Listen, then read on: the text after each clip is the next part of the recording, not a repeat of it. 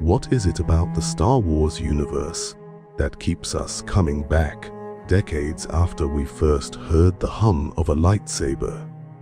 We all know the obvious answers. It's the epic space battles, the timeless struggle between the light and the dark, the mystical energy of the Force. But the real magic, the kind that settles in your bones and keeps you thinking long after the credits roll, lies in the shadows of the official story. It lives in the gaps, the maybes, and the what-ifs. This is what we'll be exploring together. The theories that twist what you thought you knew into something new, something stranger. So find a comfortable spot, settle in, and feel free to tell us in the comments where you're watching from, because we are about to analyze the most convincing, mind-bending Star Wars theories that might just change the way you see the galaxy. So, let's begin with the character who is, for many, the single most jarring element of the entire prequel trilogy, Jar Jar Binks. For years, he was seen as little more than a failed attempt at comic relief, a clumsy, grating, digitally inserted annoyance. The undisputed plot point is simple. He's a Gungan outcast from the underwater city of Oto Gunga, banished for his clumsiness, who stumbles into the path of two Jedi Knights. He then bumbles his way through a planetary invasion, becomes a general by accident, and eventually a representative in the Galactic Senate. It's a classic fool's journey, a story of someone failing upwards through sheer dumb luck. But what if it wasn't luck at all? What if every clumsy trip, every slip of the tongue, every wide-eyed stare was a deliberate, calculated act? This is the foundation of one of the internet's most enduring and fascinating reinterpretations, the theory of Darth Jar Jar. The theory suggests that Jar Jar is not a fool, but a highly trained Force user, a secret Sith acolyte, or perhaps even a master, operating in plain sight. His apparent incompetence is the perfect camouflage. No one, least of all the Jedi, would ever suspect a creature this ridiculous of being a threat. Think about it. When we first meet him, he's being banished for being clumsy. A bit of a thin backstory, isn't it? Almost convenient. He is then immediately found by Qui-Gon Jinn, one of the most powerful Jedi Masters of the era. The first display of his supposed power comes during the battle on the grassy plains of Naboo. While the Gungan Grand Army engages the droid forces head-on, Jar Jar gets tangled in the wiring of a destroyed battle droid, fumbles around, and somehow manages to take out a significant number of droid tanks. On screen, it's played for laughs. It's slapstick. But proponents of the theory ask you to watch his movements closely. They are fluid, impossibly acrobatic, and eerily effective. It bears a striking resemblance to the martial arts style Zhuyi Quan, better known as drunken fist kung fu. This is a fighting style that mimics the movements of a drunkard to lull opponents into a false sense of security before striking with devastating precision. Jar Jar doesn't just fall, he flows. Then there are his interactions. Pay attention to his hands. Jar Jar is constantly gesticulating, waving his hands about as he speaks. In the context of the theory, these aren't idle gestures.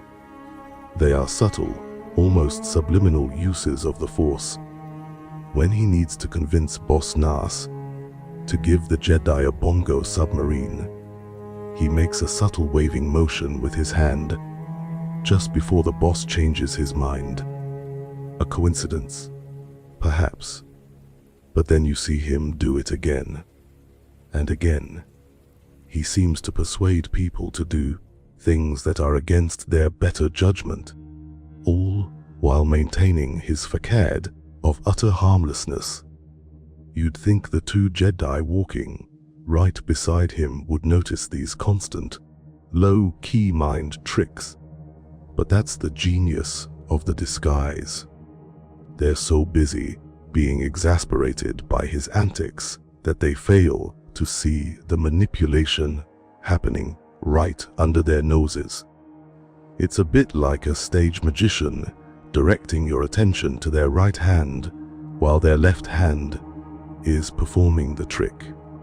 The most damning piece of evidence, the one that elevates this from a quirky fan fiction idea to something genuinely unsettling, comes in Attack of the Clones. Through a series of improbable events, Jar Jar Binks, the bumbling outcast, is now a junior representative for Naboo, standing in for Senator Padme Amidala. In a moment of galactic crisis, with the Jedi stretched thin and calls for a grand army of the Republic growing louder, it is Jar Jar who addresses the Senate. It is Jar Jar who, with a heartfelt and seemingly naive speech, proposes that the Senate grant emergency executive powers to Supreme Chancellor Palpatine. This single act is the legal linchpin for Palpatine's entire takeover. It allows him to create the clone army, to prolong the war, and to ultimately declare himself emperor.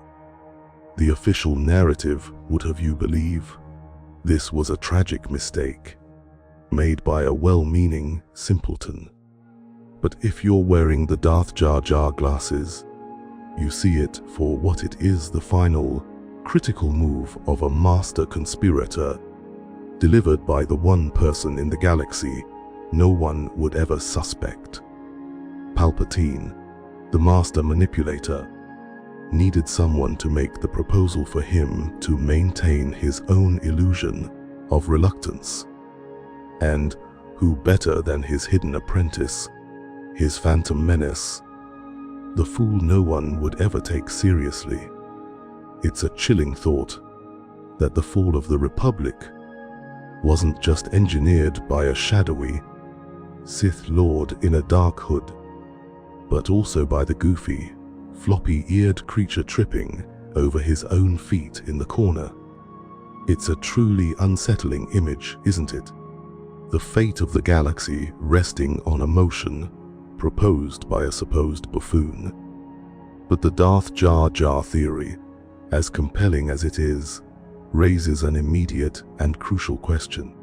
If Jar Jar was indeed a dark side user hiding in plain sight, why would a Jedi Master as experienced as Qui-Gon Jinn not only fail to sense it, but actively bring him into the fold? The simple answer is that Qui-Gon was fooled, just like everyone else. But that feels unsatisfying. It diminishes one of the most intriguing Jedi Masters of the entire saga. So let's entertain a different possibility. Perhaps Qui-Gon wasn't blind to Jar Jar's nature. Perhaps he was simply open to things the rest of the Jedi Order refused to see. This leads us directly to the man himself, and the theory that Qui-Gon Jinn was, for all intents and purposes, the first true Grey Jedi we ever meet on screen. First, let's establish the foundational plot point. Qui-Gon Jinn is a constant source of friction for the Jedi Council. He is respectful, but consistently disobedient. When the Council tells him to stay put, he follows the trail to Tatooine. When they dismiss his concerns about a resurgent Sith, he continues his investigation. And most famously, When they forbid him from training Anakin Skywalker, he declares, "I will do what I must, Obi-Wan," and resolves to train the boy himself. He is a maverick, a man who trusts his own instincts and his personal interpretation of the Force over the collective wisdom of the Jedi High Council. The official narrative paints this as the character flaw of a noble but stubborn man. But what if it isn't a flaw at all? What if it's a philosophy? This is where the concept of the Grey Jedi comes in. It's a term that doesn't appear in the films, but has grown in the fertile soil of fan discussion to describe a Force user who walks a path of balance, embracing aspects of both the light and dark side philosophies without being corrupted by evil. A Grey Jedi doesn't serve the light side, nor do they fall to the dark. They serve the Force itself in its totality. Looking at Qui-Gon's actions, he fits this description perfectly. The Jedi Order of his time had become rigid, dogmatic, and afraid. Their code was a set of rules designed to prevent falls to the dark side, but in practice, it often blinded them to the nuances of the universe. They were so afraid of emotion, of attachment, that they couldn't see the good in Anakin's fierce love for his mother. Qui-Gon saw it. He understood that compassion, an emotion bordering on attachment, was a source of strength, not a weakness to be suppressed. His entire philosophy was built on a different understanding of the Force. The Jedi Council was primarily concerned with the unifying Force, the grand cosmic destiny that binds the galaxy together and flows towards a predetermined future. They spent their time meditating on prophecies and trying to glimpse the grand tapestry of fate. Qui-Gon, however, was a disciple of the living Force. He focused on the here and now, the energy generated by all living things, moment to moment. It was a philosophy of intuition, of feeling the will of the Force in the present rather than trying to decode it from ancient texts. To the Council, this probably sounded like some kind of new age, go with the flow nonsense, but for Qui-Gon, it was the only truth that mattered. This is why he was able to feel the immense concentration of the Force in a slave boy on a forgotten desert planet, while the Council, from their ivory tower on Coruscant, could only sense the fear and anger in the boy's future. It's almost comical to imagine his performance reviews. Master Jinn continues to meet all lightsaber combat metrics, but shows a concerning tendency to listen to his gut instead of Council directives. Must improve. This unique perspective also explains his tolerance and perhaps even his curiosity regarding Jar Jar. A traditional Jedi would have sensed the chaos surrounding the Gungan and immediately dismissed him. Qui-Gon, guided by the living Force, might have sensed something else, a nexus of immense power, an enigma that defied easy categorization. He may not have understood what Jar Jar was, but his philosophy demanded he not ignore it. He followed the will of the living Force, and for some inexplicable reason, it was flowing directly through this clumsy creature. The most profound piece of evidence for Qui-Gon's unique path, the quirky tidbit that sets him apart from every other Jedi of his era, is what happens after his death. He is the first Jedi in a millennium to retain his consciousness in the Force, becoming a Force ghost. This was an ability the Jedi Order had completely lost. They believed that upon death, a Jedi became one with the cosmic force, their identity dissolving into the whole.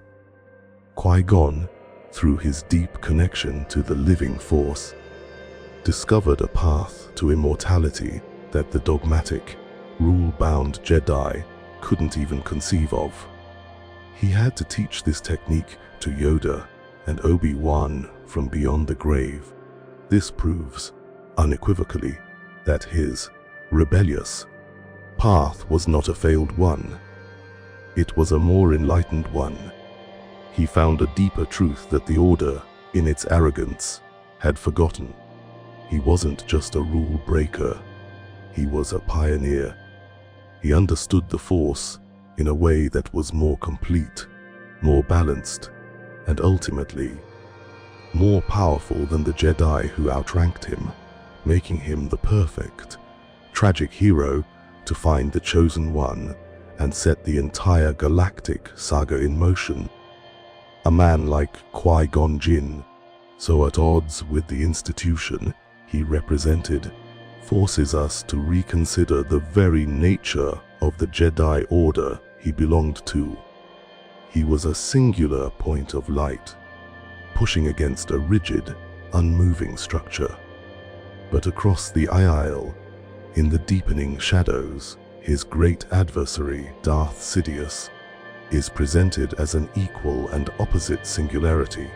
A single, brilliant mind conceived of and executed a plan so vast, so intricate, that it brought a 1,000-year-old republic to its knees. We are told that Palpatine did this with only an apprentice at his side. First Maul, then Dooku, then Anakin. But as evening settles over parts of the world, and we allow our minds to drift, it's worth asking, could he really have done it all alone? The accepted plot point is, of course, that Palpatine was the ultimate puppet master. As Chancellor, he commanded the Republic.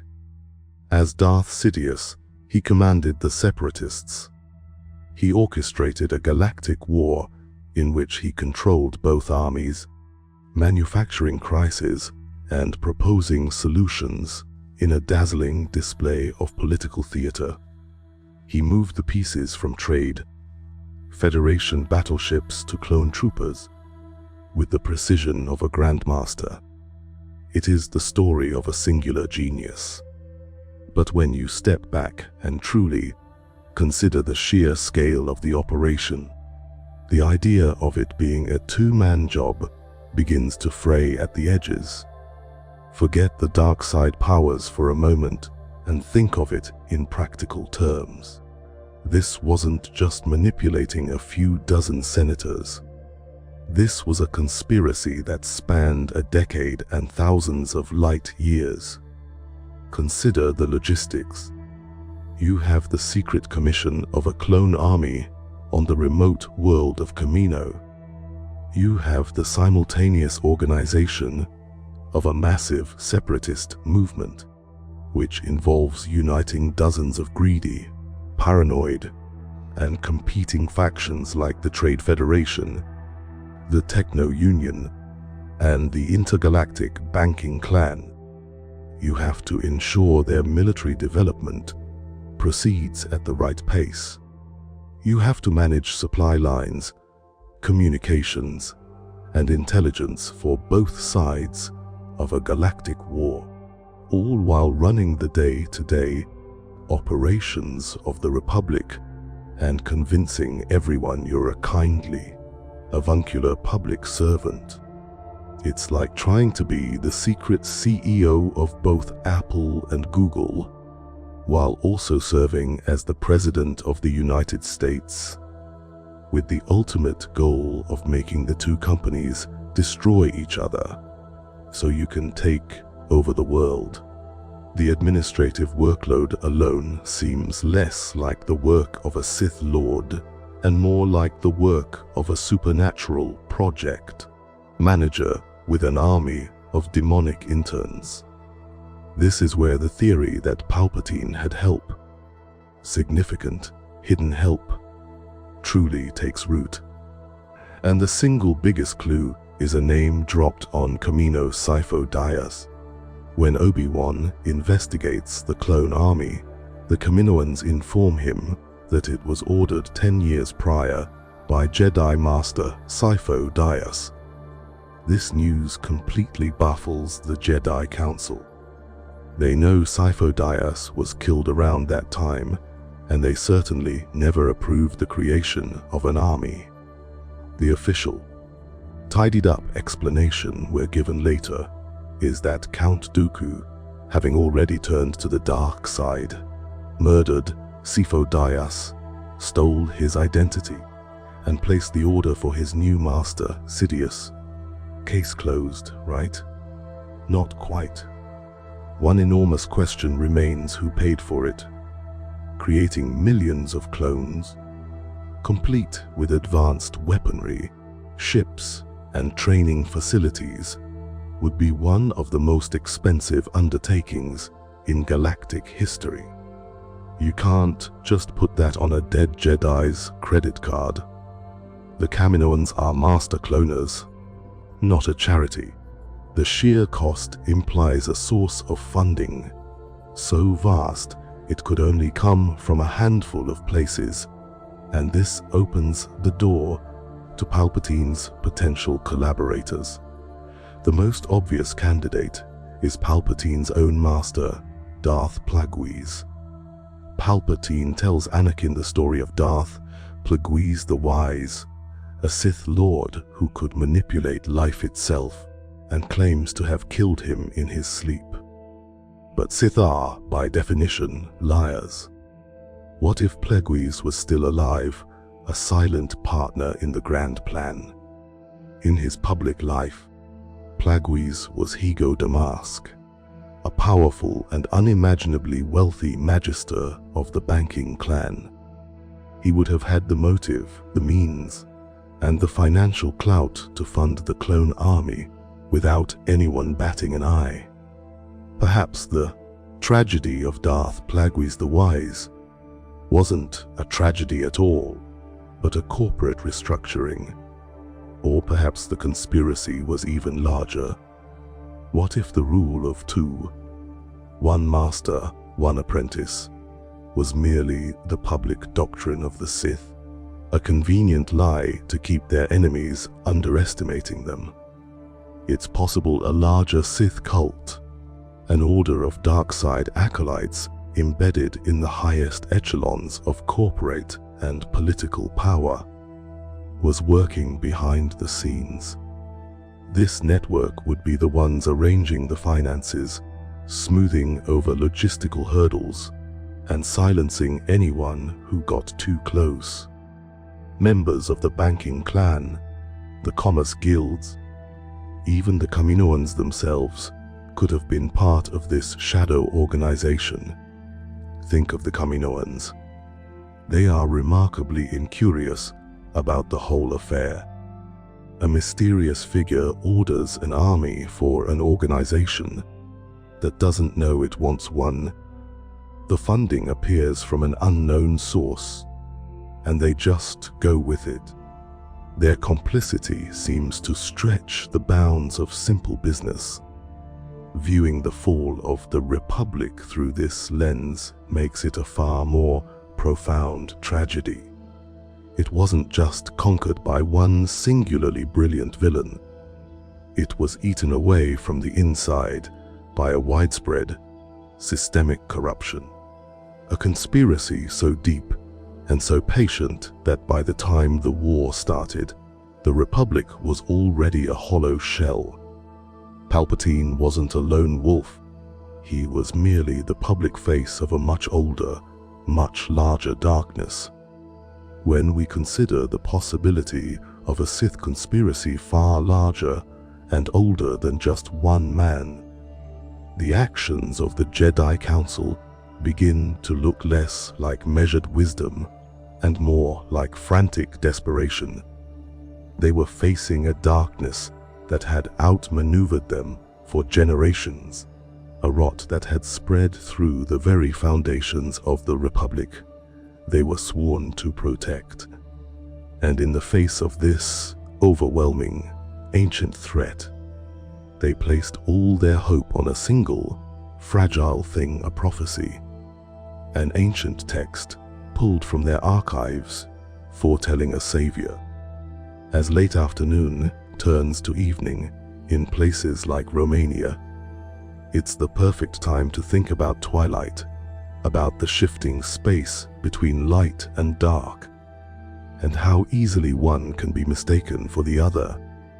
The undisputed plot point is the prophecy of the Chosen One. It's the cornerstone of the entire prequel trilogy.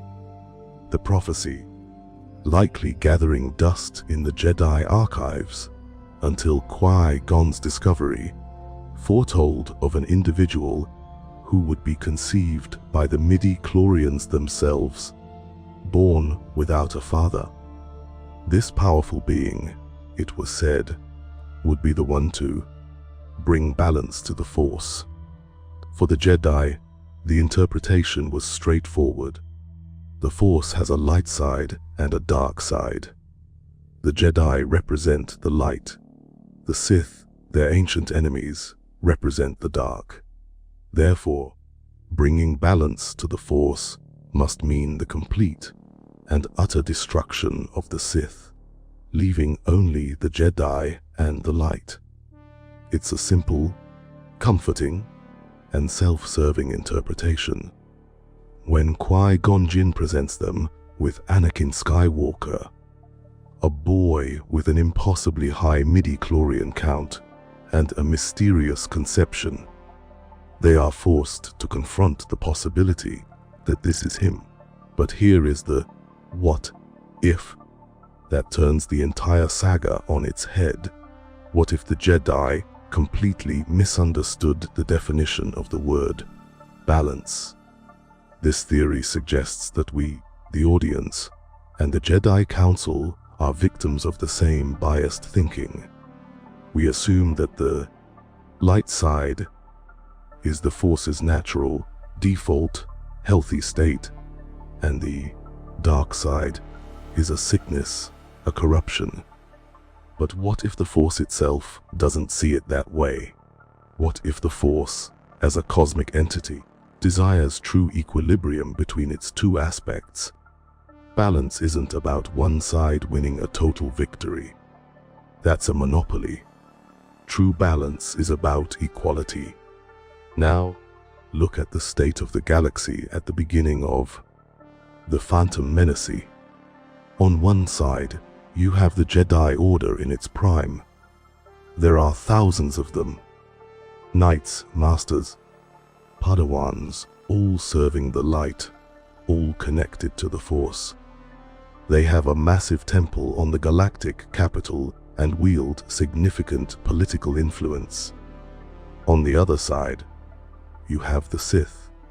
Adhering to the rule of two, there are, at any given time, exactly two of them. Two Sith, thousands of Jedi. Does that sound like a galaxy in balance to you? From the Force's perspective, the light side had become a bloated, arrogant, over-represented power.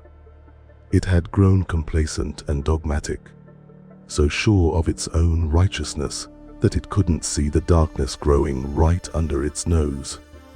An imbalance this severe requires a correction, a dramatic, catastrophic correction. Enter Anakin Skywalker. The Jedi thought he was their divine weapon. The theory posits that he was actually the Force's balancing instrument, and he performs this function with terrifying efficiency. For his entire life, he is a force of chaos, a walking paradox of light and dark. But the ultimate act of bringing balance comes when he falls. As Darth Vader, he becomes the primary agent of the Great Jedi Purge, helping his new master execute Order 66. He marches on the Jedi Temple and personally extinguishes the future of the Order. It is the single most horrific act of his life. And yet, consider the state of the galaxy after he is done. At the end of Revenge of the Sith, how many powerful, trained Force users are left? On the dark side, you have Emperor Palpatine and his apprentice, Darth Vader. 2. On the light side, you have Master Yoda and Master Obi-Wan Kenobi in exile. 2. From thousands against 2. Anakin has single-handedly recalibrated the scales of the Force to 2 against 2. He has brought balance. It's a horrifying, brutal, and literal interpretation of the prophecy, but it's balance nonetheless. This interpretation is strengthened when we look at deeper lore, specifically the Mortis arc from the Clone Wars television series. On the mystical realm of Mortis, Anakin, Obi-Wan, and Ahsoka encounter 3 god-like beings: the daughter, who represents the light side, the son, who embodies the dark side, and the father, who maintains the balance between them. The father reveals that he is dying and brought Anakin to Mortis to be tested, hoping Anakin will take his place as the fulcrum of the Force. During these trials, Anakin is the only one capable of taming both the son and the daughter. He is the living embodiment of balance. The prophecy wasn't about him choosing a side, it was about him containing both. The Jedi, by demanding he reject the dark completely, were asking him to be something he fundamentally was not. They read the prophecy like a winning lottery ticket, never suspecting it was actually a demolition order for their own house. To accept that the prophecy of the Chosen One was about a violent, cosmic rebalancing is to accept that the destruction of the Jedi Order was, from a certain point of view, inevitable. It was the Force's grim solution to an unbalanced equation. The instrument of this solution was Anakin Skywalker, but the weapon he and his master used was the Grand Army of the Republic. For years, these clone troopers fought and died alongside their Jedi generals, forging bonds of trust and brotherhood in the crucible of war. And then, in a single, horrifying moment, they turned. As we settle into the evening, a time when shadows lengthen and the clear lines of day begin to blur, let's look at the mechanism of that betrayal. Order 66. The story we are now given, the undisputed plot point clarified in The Clone Wars, is that the entire event was technological. Each clone trooper was grown on Kamino with a biochip, an inhibitor chip, implanted in their brain. This chip was ostensibly there to ensure their docility and obedience, but its true purpose was far more sinister. It contained a list of contingency orders, and hidden among them was Order 66. This protocol, when activated by the Supreme Chancellor, would designate the Jedi as traitors to the Republic and compel them to execute them without question. It's a clean, horrifyingly corporate explanation, a hidden backdoor in the product's firmware. When Palpatine spoke the command, a switch was flipped in millions of brains across the galaxy, and the Jedi's army became their executioners. But what if that's too simple? What if the chip wasn't the weapon itself, but merely the antenna? This is the core of a theory that adds a layer of dark mysticism to the technological horror. The theory posits that the biochip's primary function was not just to store a pre-programmed order, but to make the clones' minds vulnerable to a direct, overwhelming command issued by Darth Sidious, heir through the Force. In this view, Order 66 isn't just an email blast of treason, it's a single, galaxy-spanning wave of pure dark side will, a masterpiece of Sith sorcery that hijacks an entire army at once. Consider the evidence. The execution of the order is instantaneous, utterly uniform, and chillingly efficient. From the crystalline beaches of Kashyyyk to the fungal forests of Felucia, millions of soldiers turn on generals they have respected and in many cases genuinely befriended. There is no hesitation. There is no moment of confusion or conflict for the vast majority of them. Men like Commander Cody, who was sharing a friendly moment with Obi-Wan seconds earlier, immediately order their troops to fire on him without a flicker of remorse. A purely technological trigger might explain the command, but does it explain the complete and total erasure of all loyalty and camaraderie in a nanosecond? A direct, psychic command from the most powerful Sith Lord in the galaxy would. It wouldn't be a suggestion they have to follow. It would be an irresistible flood of malice that washes away their own consciousness, replacing it with his. Listen to the clones themselves in the moments they struggle against it.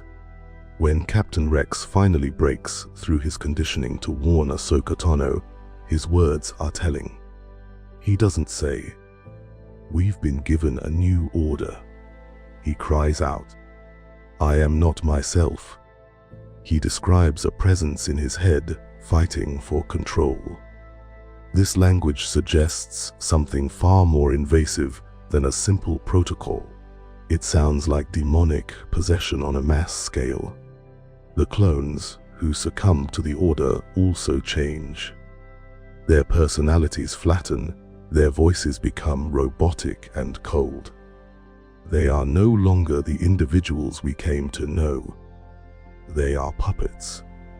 This theory suggests they are quite literally extensions of Palpatine's will. Their bodies little more than meat droids piloted by his dark intent. It's no wonder Palpatine sounds so theatrical when he issues the command.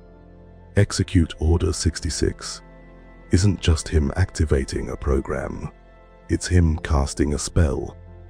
The nature of the chip itself is the quirky and disturbing tidbit at the heart of this. Why a biological chip integrated with the brain's living tissue? If all you need is a receiver for a command, standard military hardware would suffice. But if you need a conduit for a metaphysical psychic assault, a biochip is the perfect bridge between technology and the Force. It's an organic backdoor into the soul. The Kaminoans, in their cold pursuit of scientific perfection, likely didn't ask too many questions. They were contracted by a mysterious Tyrannus on behalf of a dead Jedi to create an army with a secret behavioral modification chip, and they delivered. You have to wonder what their warranty covered. Product guaranteed to follow orders, except in cases of galaxy-wide Sith sorcery. This reframes the entire Jedi purge. It is transformed from a military coup into an act of profound cosmic horror. The Jedi weren't just gunned down by soldiers they trusted. They were struck down by millions of remote-controlled bodies, all animated by the singular, hateful will of Darth Sidious. Every trooper that raised a blaster to a Jedi was a tiny sliver of Palpatine himself. A testament to a power so vast, he could be in a million places at once, personally executing the downfall of his ancient enemies. The psychic scream of Order 66 echoed across the galaxy, a wave of dark side will that turned an army into a single, murderous entity. It was an act of annihilation, designed to wipe the Jedi from existence in one fell swoop. But it wasn't perfect. A handful survived, scattered to the forgotten corners of the galaxy, carrying the trauma of that final, terrible day. Among them was Obi-Wan Kenobi, who retreated to the barren wastes of Tatooine, not just to hide, but to watch over the galaxy's last hope. As the sun sets on this particular evening in Eastern Europe, a time of day when facts can feel flexible and memories can play tricks on you, we turn our attention to how this broken Jedi Master chose to guard not just a boy, but the truth itself. The undisputed plot point is one of the most famous conversations in cinematic history. In a dusty, sand-worn hovel, old Ben Kenobi sits with a young Luke Skywalker and tells him about his father, a young Jedi named Darth Vader. He says, his voice heavy with a carefully crafted sorrow, who was a pupil of mine until he turned to evil, helped the Empire hunt down and destroy the Jedi Knights. He betrayed and murdered your father. For years, this was the truth of Star Wars. It was simple, tragic, and heroic. And it was, of course, a complete and utter lie. Or was it? When a furious and heartbroken Luke confronts Obi-Wan's ghost years later, having learned the horrifying truth from Vader himself, Obi-Wan delivers his now infamous defense. What I told you was true, the luminous figure insists. From a certain point of view, he argues that the good man, who was Anakin Skywalker, was metaphorically destroyed when he became Darth Vader, that the man Luke knew as his father truly ceased to be. On the surface, it feels like the galaxy's most audacious backpedal, a weak excuse from a man caught in a lie. But the theory we're exploring tonight suggests something far deeper. What if this wasn't an excuse? What if certain point of view is a fundamental Jedi philosophy, a strategic tool for shaping reality in a galaxy where the literal truth can be a weapon of the enemy? This theory reframes Obi-Wan not as a simple liar, but as a masterful and tragic storyteller, a myth maker fighting a narrative war against the Sith.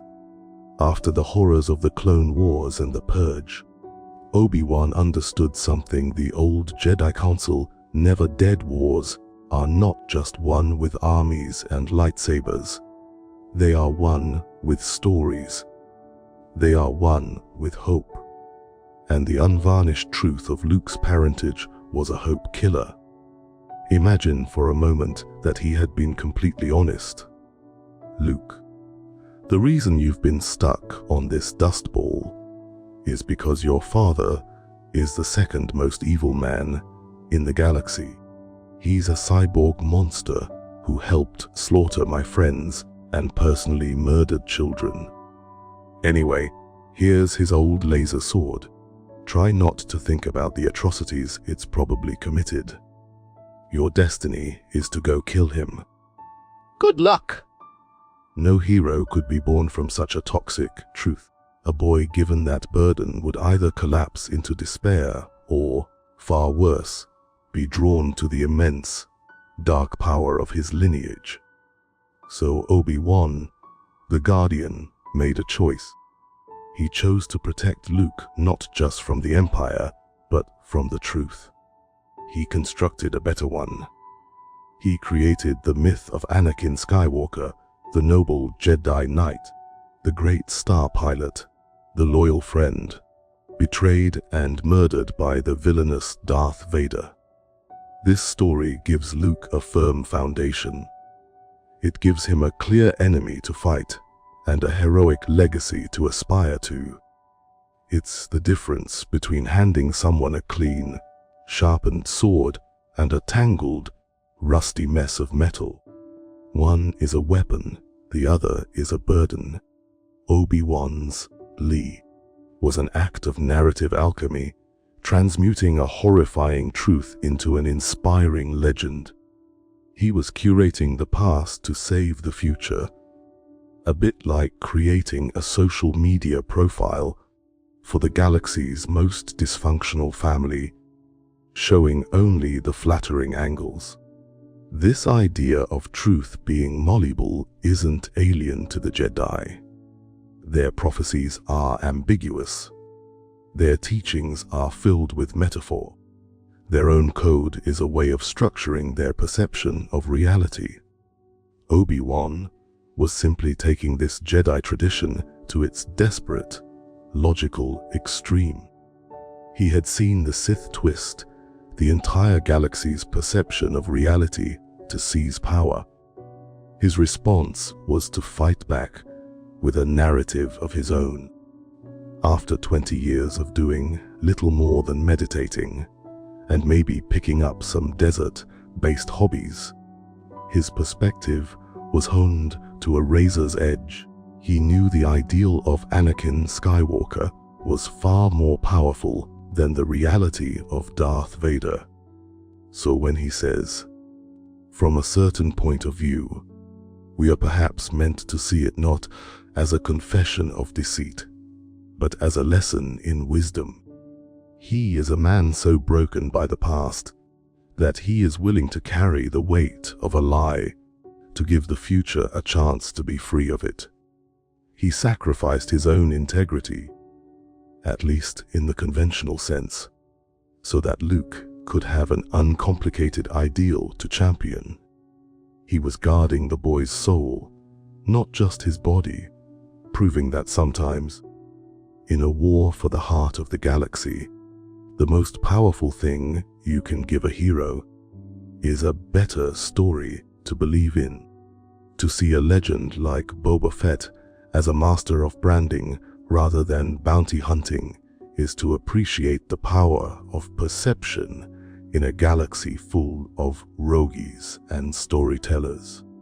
It's amusing to think that reputation can be so misleadingly grand. But this leads us to a fascinating question. Can it also be misleadingly simple?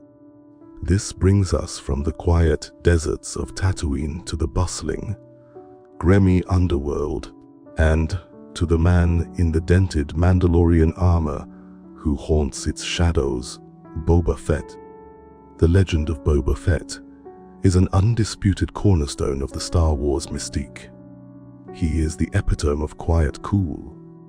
In a lineup of the galaxy's deadliest bounty hunters, he's the one Darth Vader singles out, admonishing him with a curt, "No disintegrations," a line that speaks volumes about his brutal methods. He's the one who successfully tracks the most famously elusive ship in the galaxy, the Millennium Falcon. He stands confidently in the presence of both Vader and Jabba the Hutt, seemingly unimpressed and unafraid. His armor is iconic, his silence is menacing, and his name is whispered with a mixture of fear and respect. The undisputed plot point is that Boba Fett is the best in the business. But as the evening light fades and our skepticism sharpens, let's entertain a theory that is as amusing as it is compelling. What if it's all a lie? What if Boba Fett's fearsome reputation is nothing more than smoke and mirrors? A brilliantly cultivated brand that masks a far less competent reality. This theory suggests that if you ignore the hype and simply analyze his on-screen actions in the original films, the galaxy's most feared bounty hunter is exposed as perhaps its most overrated. Let's examine his professional resume, starting with his greatest credited achievement, tracking the Millennium Falcon to Cloud City. Vader is stumped. The Imperial fleet is stumped. But Boba Fett figures it out. How? The film implies it's a stroke of tactical genius. He anticipates that Han Solo will deploy the old trick of floating away with the fleet's garbage. But let's look at it another way. Was it genius, or was it just a hunch born of patience? He didn't actively find the Falcon. He simply trailed the Star Destroyer, waited for it to dump its trash, and then followed the ship that emerged from the debris. He didn't outthink Han Solo, he just outweighted him. It's a solid strategy, to be sure, but perhaps not the work of the legendary super-tracker he's made out to be. Okay, but he still got his man. He delivered Han Solo to Jabba. This is the centerpiece of his career. Yet, when you rewatch the events on Cloud City, who does all the heavy lifting? Darth Vader lays the trap. Darth Vader confronts and captures Han, Leia, and Chewbacca. Darth Vader is the one who tortures Han. Boba Fett's role in the actual capture is to stand there.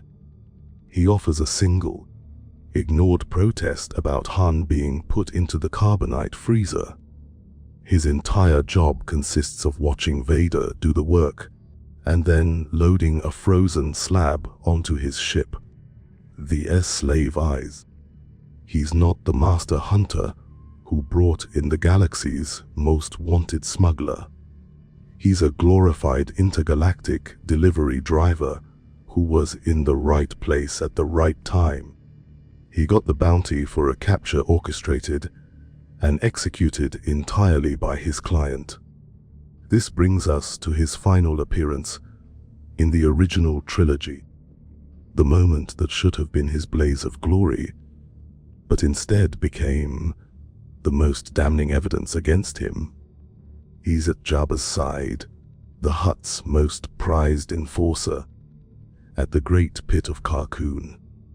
A chaotic battle breaks out. Luke Skywalker, now a full-fledged Jedi Knight, is cutting down Jabba's goons. This is Boba Fett's moment to shine, to prove his worth in open combat against a Jedi. And what happens? He gets his blaster rifle sliced in half by Luke, which is understandable. But then, still blind from hibernation, Han Solo spins around, flailing with a vibro axe, and accidentally smacks Fett's jetpack. The pack activates, and the fearsome bounty hunter is sent rocketing, with a comical scream, headfirst into the side of Jabba's sail barge, before tumbling ungracefully into the waiting maw of the Sarlacc. He wasn't bested in an epic duel. He was taken out by a slapstick accident, caused by a man who couldn't even see him. So, where does the reputation come from? The theory concludes it's all about the brand. The armor, a relic of the fearsome Mandalorian warriors, does 90% of the work. It projects an image of strength and history. His silence creates an aura of mystery and professionalism. People assume he's a stoic badass because he never says anything to prove otherwise. He is the ultimate testament to the power of personal marketing. His entire career is built on looking the part, getting credit for other people's work, and one lucky guess. This doesn't make him a bad character, it makes him a funnier one. He's not a predator. He's an opportunist, a master of looking cool while doing very little, right up until the moment a blind man knocks him into a giant sand monster. To see a legend like Boba Fett as a master of branding rather than bounty hunting is to appreciate the power of perception in a galaxy full of rogues and storytellers. It's amusing to think that reputation can be so misleadingly grand. But this leads us to a fascinating question. Can it also be misleadingly simple? This brings us to another iconic figure, one often seen but perhaps rarely understood, the mighty Chewbacca. As we move through this Romanian evening, let's peel back the layers on the galaxy's most famous co-pilot and consider a theory that suggests he was much more than just a walking carpet. The undisputed plot point is that Chewbacca is Han Solo's fiercely loyal friend and partner, the co-pilot of the Millennium Falcon. He's the muscle, the mechanic, and the furry conscience. Their bond is explained by a Wookiee life debt. Han saved Chewie from a life of Imperial slavery, and in return, Chewie pledged his unwavering loyalty and protection. He's a beloved character, but one who is almost always defined by his relationship to Han. He is the ultimate sidekick. But what if that's the most brilliant cover story in the entire Rebel Alliance? The theory we're exploring tonight recasts Chewbacca entirely. It posits that the life debt, while perhaps a genuine component of their bond, also served as the perfect cover for Chewbacca's true identity, that of a high-level intelligence operative for the rebellion. His long-term mission wasn't just to be Han's friend, it was to identify, assess, and ultimately recruit a uniquely skilled, but stubbornly apolitical, smuggler into the fight against the Empire. Let's look at the evidence through this new lens. The Rebel Alliance, in its early days, was desperate for assets. They needed ships that could bypass Imperial blockades and pilots with the nerve to fly them. Han Solo wasn't just a good pilot, he was one of the best, a legend in the Outer Rim. So, is it truly a coincidence that a Wookiee, a species with a deep-seated hatred for the Empire that enslaved them, and one with prior military experience fighting alongside Jedi, no less, just happens to wind up as the inseparable co-pilot of this exact perfect candidate? The theory suggests this was no accident. It was an assignment. Chewbacca, the rebel agent, sought out Han Solo, the asset. Now consider their dynamic. Throughout their adventures, who is consistently the moral center? Han is cynical, selfish, and motivated by money. He plans to take his reward and abandon the rebellion right before its most crucial battle. And who is there, growling his disapproval, nudging him, acting as a constant, furry reminder of the greater good? It's always Chewie. We see this as friendship, but in the context of our theory, it's something more. It's a handler working on his asset. He's not just appealing to Han's better nature, he's actively cultivating it. That final, heroic return to the Battle of Yavin, where Han saves the day. Han may have flown the ship, but it was Chewbacca's years of patient, steady influence that got him there. It was the most successful long-term recruitment in Alliance history. Then there is Chewbacca's skill set. He is consistently portrayed as a mechanical genius, keeping the notoriously temperamental Millennium Falcon flying with little more than grit and a hydrospanner. In Cloud City, when C-3PO is blasted into pieces, it's Chewie who finds the parts and, with no manual, begins the complex process of putting a protocol droid back together. This isn't just a brute who knows his way around an engine. This is a highly competent technician. He moves through high-stakes situations with a calm and tactical awareness that seems out of place for a simple smuggler's mate. He's comfortable dealing with rebel command and never seems out of his depth. He doesn't act like a sidekick. He acts like a seasoned professional. The life debt is the quirky tidbit that makes it all work. It's the perfect cover. It explains his presence at Han's side to everyone, from Imperial customs agents to rival smugglers. No one would ever suspect him of having his own agenda. He can travel the galaxy, gathering information in every seedy spaceport, and the Empire would just see an oversized pet following his master. They would never suspect that Pet is a veteran operative logging intelligence on shipping lanes, Imperial patrols, and potential recruits. And this brings us to the infamous medal ceremony. At the end of A New Hope, Luke gets a medal, Han gets a medal.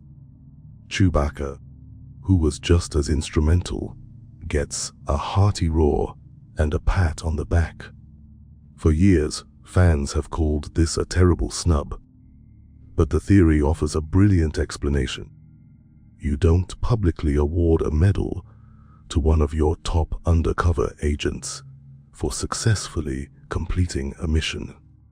His recognition wouldn't be on a stage in front of the whole rebellion. It would be a quiet, "Well done," from General Dodonna behind closed doors. This theory elevates Chewbacca from a loyal friend to a strategic genius and one of the rebellion's most pivotal, unsung heroes. It suggests his friendship with Han was real, but it was a bond forged in the crucible of a secret mission, making their story even richer. Elevating Chewbacca from a sidekick to a secret agent reveals the hidden depths we can find when we look past a character's surface. It's a story of heroism disguised as loyalty. But as this Monday evening in Romania deepens, we turn from a hero hiding in plain sight to the saga's central hero, Luke Skywalker, and a moment of supposed triumph that may hide a terrifying secret. We travel to the throne room of the second Death Star, to the climax of the entire original trilogy, and ask a difficult question. To defeat his father, did Luke have to become him? The established, undisputed narrative of Luke's final duel is a story of ultimate temptation and heroic resistance. Luke confronts Darth Vader and the Emperor, not to kill, but to redeem. He fights defensively, parrying his father's blows, trying to reach the man inside the machine. When Vader's attacks become too much, Luke even deactivates his saber and hides, refusing to be an agent of his father's death.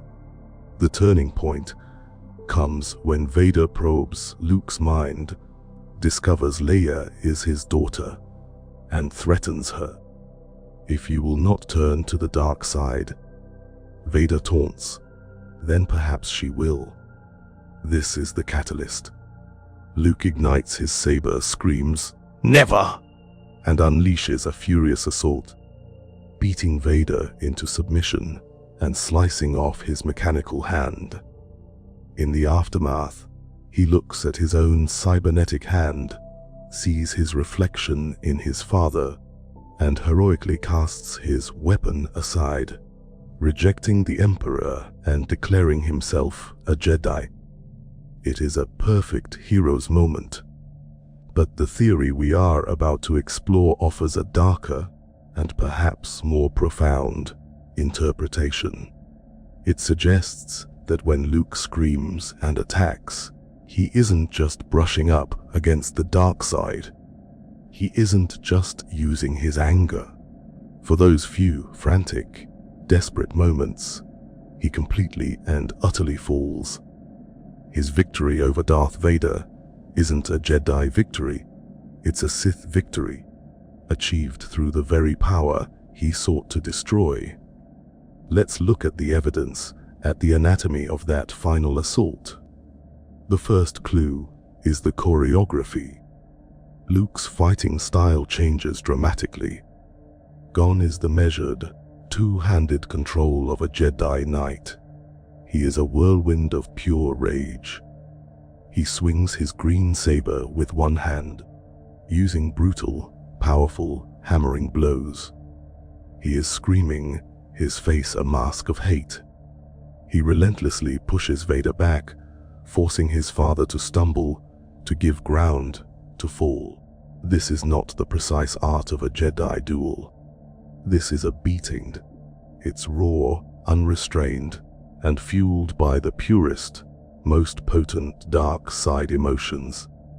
Rage at the threat to his sister, fear of her corruption, and hatred for the monster his father has become. The entire atmosphere of the scene supports this reading. John Williams' masterful score abandons its heroic themes and swells into a chaotic, tragic, and terrifying crescendo.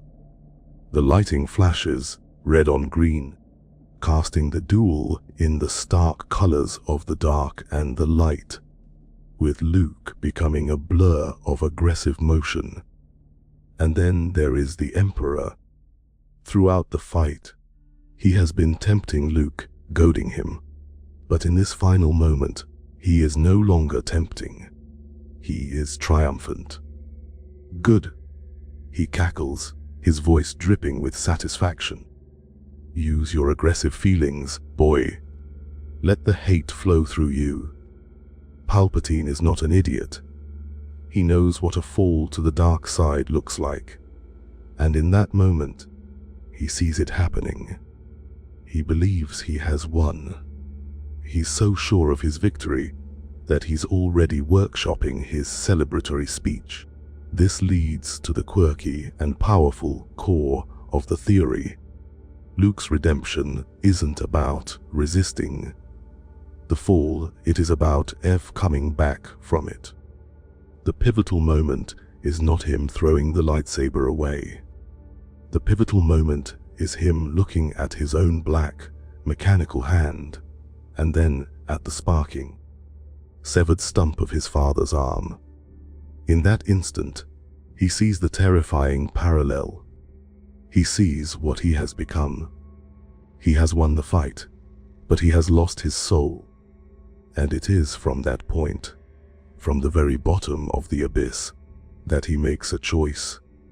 He chooses to climb back out.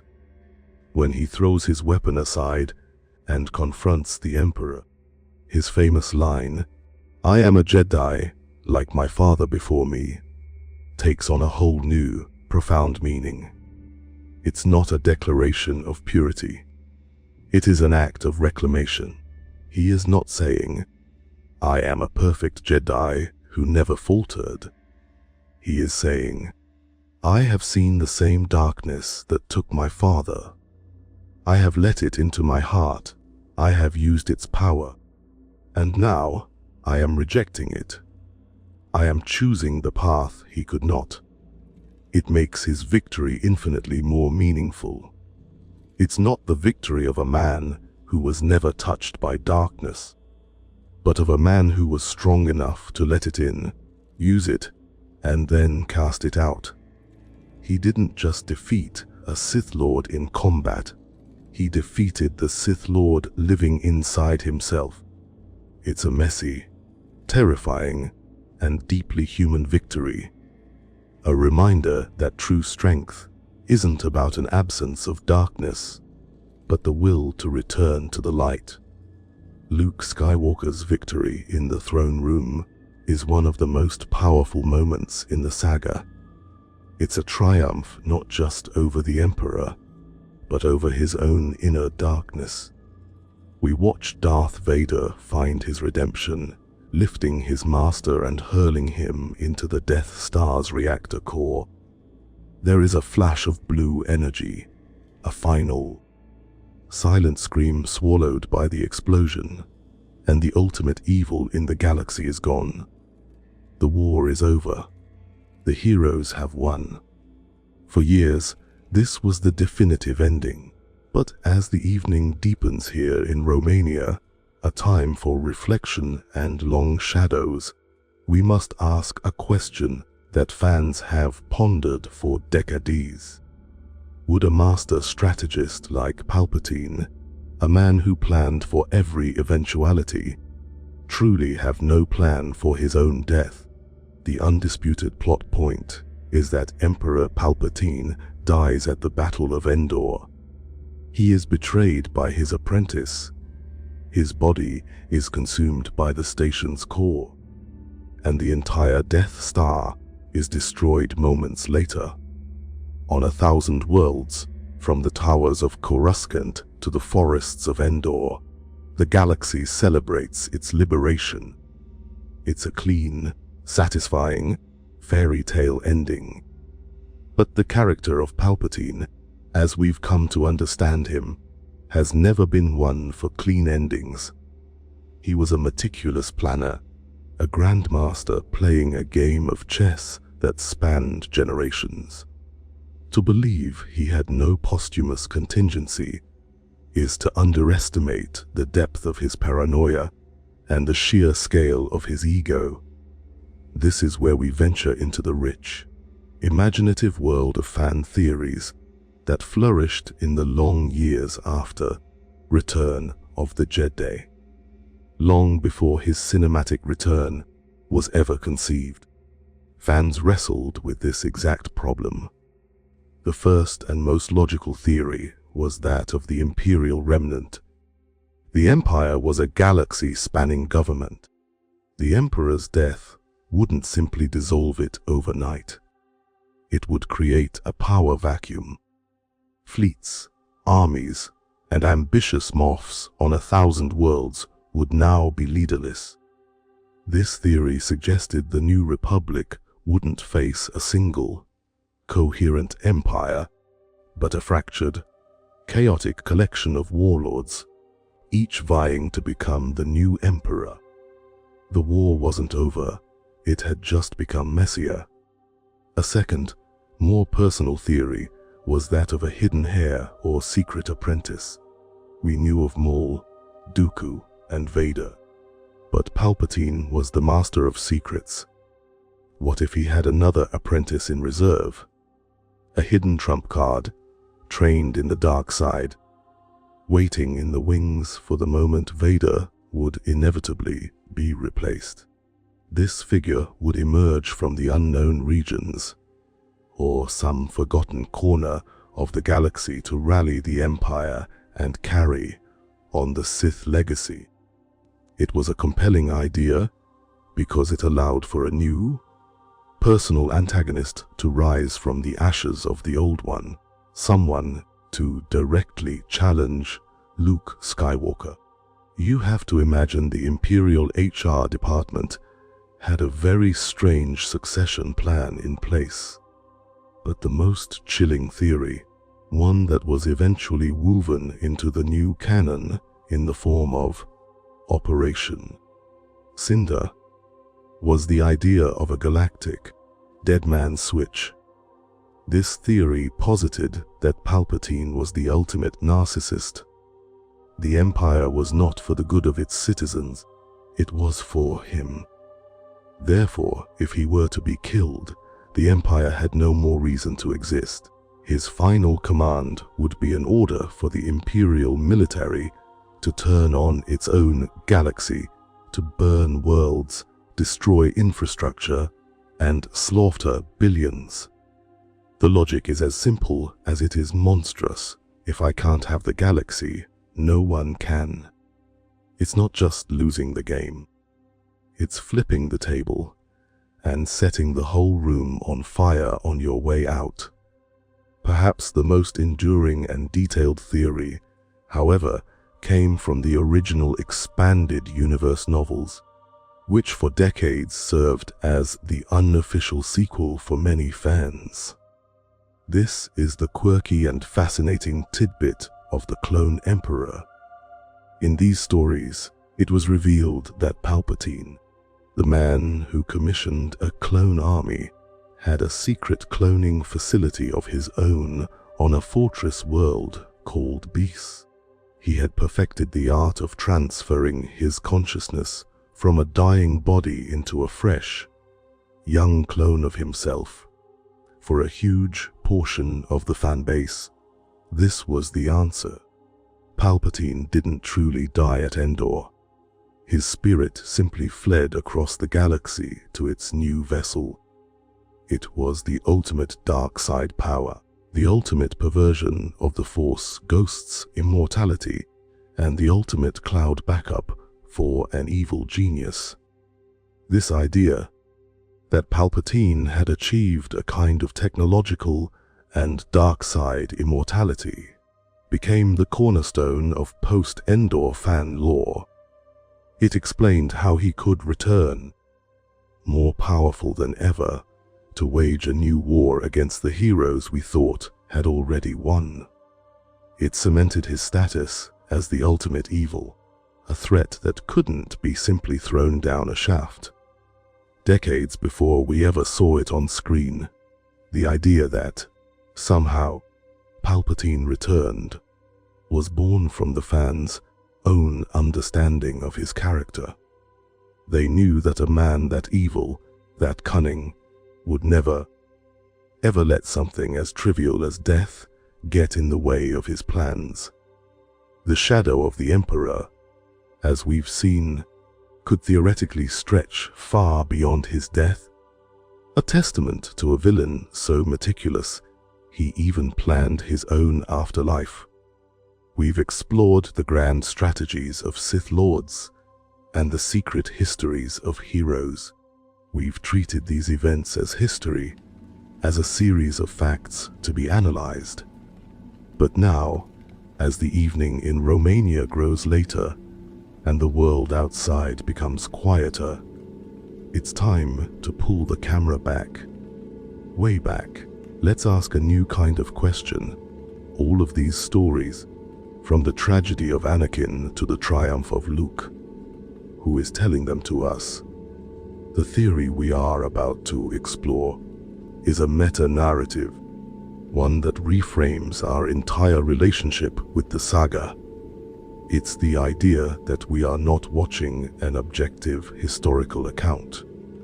We are being told a story, long after the events have passed, and the storyteller, the primary source for this, Journal of the Whills, as it was known in George Lucas's earliest concepts, is none other than the galaxy's most resilient and resourceful little astromech, R2-D2. First, the undisputed plot point that forms the bedrock of this theory. R2-D2 is everywhere.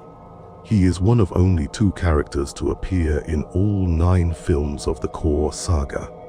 He is present for the invasion of Naboo. He serves Anakin Skywalker throughout the Clone Wars. He witnesses Anakin's fall and the birth of his children. He carries the stolen Death Star plans that kick off the entire galactic civil war. He co-pilots Luke Skywalker's X-Wing. He is on Endor. He is there for the rise of the First Order, and he is there for its fall. He sees it all. But there's a quirky and absolutely crucial tidbit that separates him from his golden, talkative companion, C-3PO. At the end of Revenge of the Sith, Bail Organa gives a very specific order: have the protocol droid's memory wiped. C-3PO's mind is erased to protect the secret of the Skywalker twins. But R2, his memory is left completely intact. This single decision makes R2-D2 the sole, continuous, unbroken chronicler of the entire Skywalker saga. He knows everything. So, what if the entire story we're watching is R2-D2? 100 years after the fact, recounting his memories to a historian. What if it's his personal testimony, translated by a very wary, very old C-3PO, that forms the basis of the epic we know and love. If this is true, then everything we see is filtered through the lens of a spunky, heroic, and incredibly biased little droid. Suddenly, a lot of things start to make a delightful amount of sense. Consider R2's role in the story. Isn't it a little convenient that he always saves the day? He's the one who miraculously fixes the hyperdrive on Padme's ship. He's the one who always has the right gadget to get the heroes out of a jam. He unlocks the trash compactor. He carries the vital message from Leia. He flies with Luke on the trench run. He is, without a doubt, the most consistently competent and heroic character in the entire saga. If he's the one telling the story, well, of course he is. Who wouldn't paint themselves as the hero of their own memoir? He's not just recounting history, he's polishing his own legend. This casts him as a classic, unreliable narrator. We aren't seeing events as they actually happened, but as R2 remembers them, or perhaps as he wants them to be remembered. Maybe the stormtroopers weren't really that bad at aiming. Maybe R2 is just making them seem like bumbling fools in his retelling to make his friends' victories seem even more impressive. Perhaps C-3PO wasn't quite as cowardly and annoying as he's portrayed. Maybe R2 is just having a little fun at his old friend's expense. You can just picture the scene, an ancient R2 beeping and whistling excitedly, and 3PO translating for the historian, sighing, "Oh my, no, R2. I highly doubt you disabled 3 super battle droids with a single oil slick. Must we embellish everything?" Muth's theory elegantly explains the long time ago, in a galaxy far, far away framing. It's not just a stylistic choice, it's literally the setting for the telling of the tale. It turns the saga from a film series into a piece of folklore, a grand epic poem being passed down through the generations. The opening crawls are no longer just for the audience. They are the chapter headings in the journal of the Whills. The entire story is a memory, colored by love, loyalty, and the slightly inflated ego of a droid who saw his friends, the Skywalkers, as the center of the universe, and himself as their most vital protector. It's a wonderful, cozy thought that this epic struggle for the soul of the galaxy is, in the end, the personal story of a brave little droid making sure no one ever forgets his friends. To imagine the entire Star Wars saga as the grand memoir of R2-D2 is to put a charming and slightly mischievous spin on the tale. But if we follow that thread into the era of the sequels, we have to imagine the pain and confusion of our little droid narrator. The peace he saw his friends fight and die for was shattered. A new, dark power rose from the ashes of the old empire, calling itself the First Order. And at its head was a new, terrifying and utterly mysterious figure. This brings us to a question that consumed the entire fan base for 4 straight years, a mystery that, as the late evening settles over Romania, feels like digging up a fascinating archaeological find. Who exactly was Supreme Leader Snoke?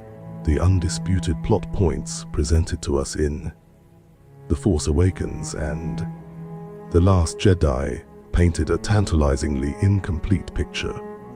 Snoke was an ancient, grotesquely scarred being of immense power in the dark side. He rose from the unknown regions, unified the Imperial remnants into the First Order, and took on the title of Supreme Leader. His greatest and most terrible achievement was the seduction of Ben Solo, the son of Leia Organa and Han Solo, whom he twisted into his apprentice, Kylo Ren. For 2 films, he was the master puppeteer, the new emperor, right up until the shocking moment his own apprentice cut him in half in his throne room. But his origins, his species, and the source of his power remained a complete mystery. This void of information created a golden age of speculation. The online fan community became a collective of galactic detectives, poring over every frame, every line of dialogue, every note of the musical score for clues. The number of theories was vast, but a few frontrunners emerged, each with its own compelling evidence. The most popular, by far, was that Snoke was none other than Darth Plagueis. This was the theory for the deep lore enthusiasts. Plagueis, as Palpatine told Anakin, was a Sith master so powerful he could influence the midi-chlorians to create life and, theoretically, cheat death. What if Palpatine's claim to have killed him was a lie? What if Plagueis had survived, horribly maimed, and spent decades waiting in the shadows to reclaim control of the galaxy? Snoke's scarred, emaciated appearance fit the description of a being who had survived a near-fatal attack. The musical theme John Williams composed for Snoke even contained subtle melodic phrases that echoed the music from the opera scene in Revenge of the Sith, where Palpatine first speaks of Plagueis. For many, this was the only answer that felt grand enough.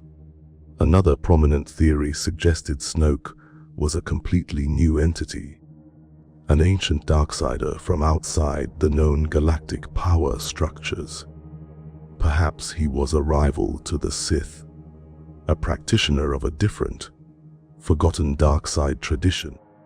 Hailing from the unknown regions, he could have been part of an ancient empire or species that the Republic had never encountered. This theory was appealing because it promised something new, a threat that wasn't just a retread of the Sith, but an evolution of dark side power. His obsession with the Skywalker bloodline could be explained as a desire to possess or destroy the lineage that had twice toppled the galaxy's ruling dark side order. Of course, there were more audacious, fringe theories. One popular, if unlikely, idea was that Snoke was Mace Windu. The theory went that Windu survived being electrocuted and thrown from the Chancellor's office, was horrifically scarred, and grew twisted by his rage. He saw the Jedi, the Skywalkers, and the politicians as failures, and created the First Order to impose his own brutal, iron-fisted version of order on the galaxy. It was a wild theory, but one born from a desire to connect the new trilogy back to the prequels in a shocking and unexpected way. The quirky tidbit, however, lies in a theory that was discussed but often dismissed in favor of the more epic Plagueis idea that Snoke was a clone. Not just any clone, but a clone of Emperor Palpatine. Proponents of this theory pointed to the similarities in their methods: the seduction of a powerful Skywalker, the use of a massive super weapon, the opulent robes, the throne room. Perhaps Snoke was a failed experiment, a damaged clone that Palpatine had created as a contingency, one that developed its own will. This theory was often seen as less creative, yet in a strange twist of fate, it turned out to be hauntingly close to the canonical answer revealed in Ev. The rise of Skywalker, that Snoke was a strandcast, a bio-engineered puppet created and controlled by the somehow returned Palpatine. Looking back on these forgotten theories is like wandering through a graveyard of beautiful possibilities. The mystery of Snoke proved to be a more powerful narrative engine than the eventual answer. For a few years, he could have been anyone. He was a puzzle box that united the entire fandom in a shared act of creative storytelling. And the stories they came up with were grand, tragic, and exciting. The whirlwind of speculation surrounding Supreme Leader Snoke was a testament to how much fans crave connection and history in this galaxy. But the mystery of the villain was, in many ways, eclipsed by the mystery of the hero. As Snoke loomed in the shadows, a young woman was taking her first steps into a larger world on the desert planet of Jakku. As the evening continues its slow, quiet progression in Romania, we turn from the forgotten theories about the dark side to the most compelling. What if? About the new light that rose to meet it. We ask the question that defined a trilogy: who is Rey? The story we were ultimately given is that Rey's identity is a story of opposites. First, in The Last Jedi, Kylo Ren tells her the devastating truth that her parents were nobodies, junk traders who sold her for drinking money. Then, in The Rise of Skywalker, we learn that this was a lie of omission. Her father was the son, a non-Force sensitive clone of Emperor Palpatine, making Rey the granddaughter of the most evil man in galactic history. This narrative frames her as a nobody who chooses to be a hero, and then as a scion of darkness who chooses the light. It's a powerful arc. But for many, it wasn't the most powerful one possible. This is where we explore what was arguably the most popular, most beloved, and most poetically resonant fan theory of them all, the theory that Rey was a Kenobi.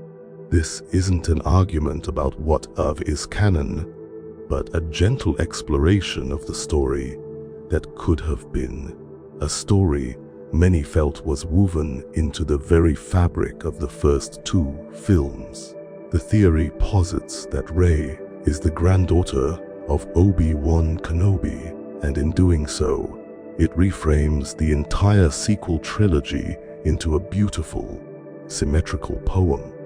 The core of the sequel trilogy is the conflict and connection between Rey and Kylo Ren. Kylo Ren is Ben Solo, the grandson of Darth Vader. He is the legacy of the Skywalker line, twisted to the dark. If Rey were a Kenobi, then the central struggle is no longer just light vs dark. It becomes Kenobi vs Skywalker. It is the next generation forced to confront the failures and hatreds of their grandfathers. The entire trilogy becomes a cosmic echo of that fateful duel on the fiery shores of Mustafar. Could a Kenobi redeem a Skywalker?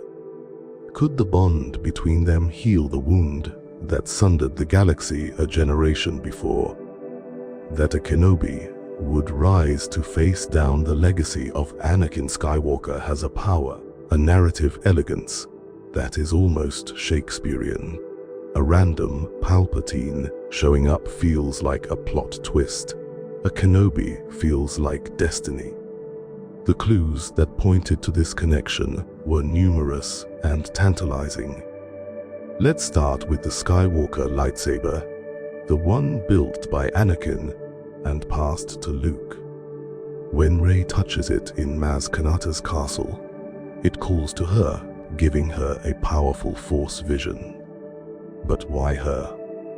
The theory suggests it's because of the saber's last long-term owner, Obi-Wan Kenobi, who guarded it for 20 years in the desert. His psychic imprint would be all over it. And in that vision, what are the first words she clearly hears? It is the voice of Obi-Wan. We hear both Ewan McGregor and an archival recording of Sir Alec Guinness saying her name. Rey, these are your first steps. The saber itself was trying to connect the new Kenobi to her destiny. Her innate skills also point in this direction. What is the first major Jedi power she masters on her own? The Jedi mind trick, Obi-Wan's signature move. The way she uses it on that stormtrooper, with a calm, focused intensity, directly mirrors Obi-Wan's own style. Furthermore, her entire situation on Jakku, a lonely vigil in a desolate desert, waiting for a purpose, is a direct parallel to Obi-Wan's exile on Tatooine. It seems the desert is the galaxy's preferred waiting room for its greatest heroes. Even her accent, a point of much discussion, fits. In a saga filled with American-sounding accents for its core heroes, Rey's distinctly British pronunciation made her a perfect match for the Kenobi lineage. The main objection, of course, is the Jedi Code's prohibition on attachments. But Obi-Wan was always a man of deep feeling. His love for Duchess Satine cries in. The Clone Wars was real and profound. To imagine that in the long, lonely years of his exile, after the Jedi Order he knew was gone, he might have found solace and connection with someone is not a betrayal of his character. It makes him more tragic, more human. The idea that his bloodline continued, hidden and unknown until the galaxy needed it most, is a beautiful thought. It means his legacy wasn't just in teaching Luke, but in the future itself. It makes the eternal optimism of "Hello there" feel even more resonant. To argue for the poetry of a Kenobi legacy is to appreciate the power of family and the long shadows that ancestors cast. Skywalker, Kenobi, Palpatine, these names resonate because of their connection to the Force, the invisible power that shapes the destiny of the galaxy. We spend so much time analyzing the choices these individuals make, whether they choose the light side or the dark side. But as the day outside gives way completely to the quiet of the night, let's ask a more fundamental question. What if we have the relationship all wrong? What if the Force isn't just a tool to be chosen, but a conscious entity with a will of its own? The traditional, undisputed understanding of the Force comes from our first teachers, Obi-Wan and Yoda. Obi-Wan describes it as an energy field created by all living things, binding the galaxy together. Yoda then introduces the moral binary. There is a light side, aligned with peace, knowledge, and defense, and a dark side, the quick and easy path, fueled by fear, anger, and aggression. For most of the story, this is our framework. The Jedi are the good guys who use the light. The Sith are the bad guys who use the dark. It is a simple, straightforward morality play. But a deeper, more compelling theory suggests that this binary is a complete mortal invention. What if the Force itself is neutral?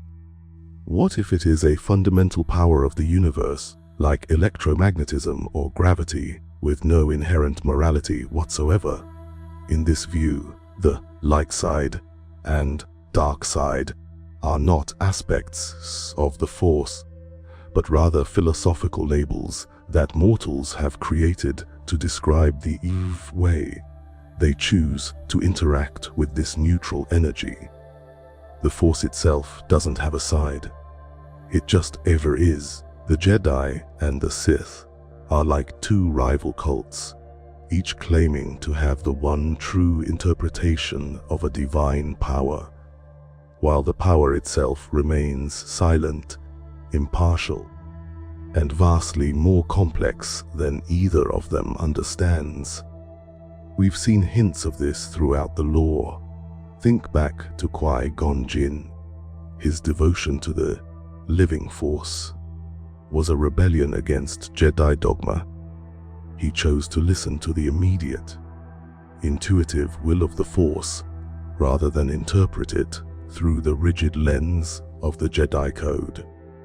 He treated the Force as a partner, not a servant to a light side crusade. Or consider the Mortis gods from the Clone Wars. The daughter represents the light, the son embodies the dark, and the father holds them in balance.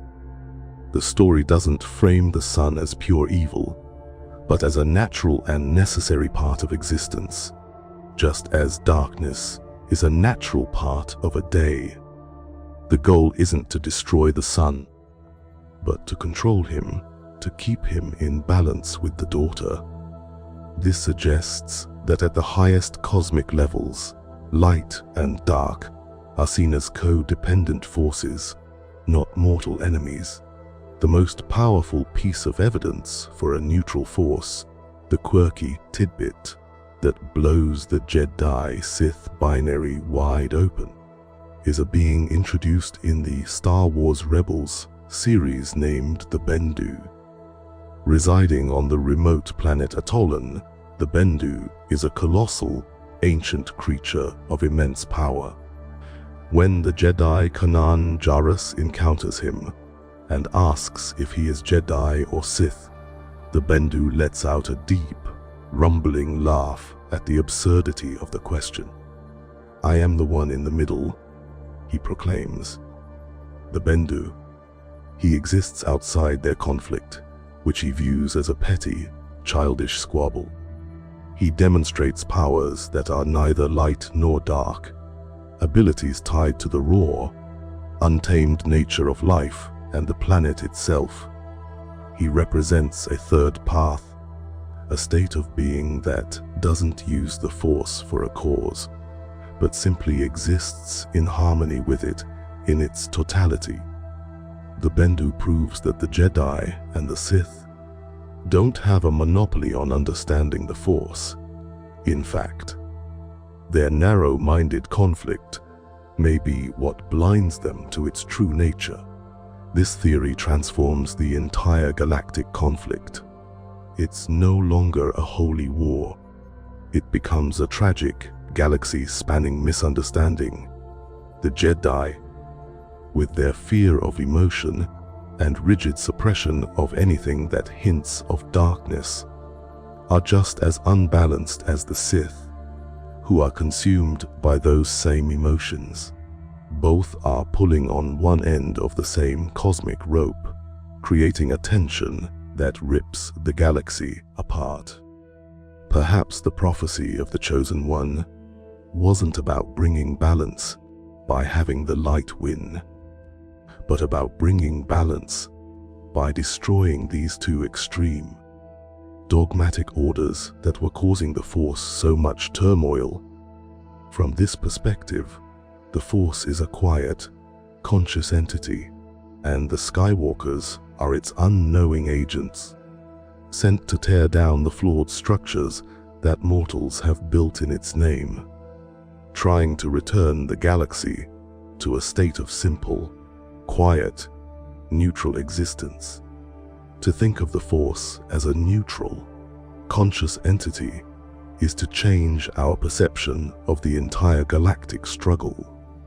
It's no longer a simple war of good versus evil, but a complex, cosmic dance.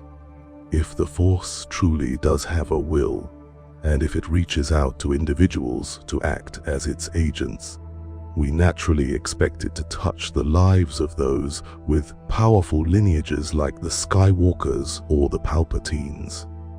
But what if it called out to someone entirely unexpected? What if, in the sterile, anonymous ranks of the First Order, the Force awakened in a stormtrooper in a white helmet and offered him a different destiny? This brings us to FN 2187, the man who would become Finn. The undisputed story of Finn is one of incredible bravery. Raised from birth to be a nameless, faceless cog in the First Order's war machine, he experiences a profound crisis of conscience during his first combat mission on Jakku. He cannot bring himself to fire on innocent villagers. In a stunning act of rebellion, he chooses to desert, freeing the captured Resistance pilot Poe Dameron and escaping the clutches of his former masters. He becomes a hero of the Resistance, a loyal friend, and a brave soldier who finds a new name and a new family in the fight for freedom. His story is one of breaking free from indoctrination to choose a better path. But the theory we are exploring this evening is that there was something more at play. What if Finn's ability to break a lifetime of mental conditioning wasn't just a moral choice, but a manifestation of the Force itself awakening within him? The evidence, scattered across the sequel trilogy like breadcrumbs, suggests that Finn was being set up for a powerful Jedi arc that was, for reasons we can only speculate on, ultimately abandoned. Let's begin where his story does on Jakku. The First Order's Stormtrooper program is designed to be brutally effective, creating soldiers who are fanatically loyal and desensitized to violence. For a trooper to simply decide, on the spot, that it's wrong and to refuse to participate is an extraordinary act of will. The theory posits that this was the Force giving him the strength to see past his programming, a literal awakening.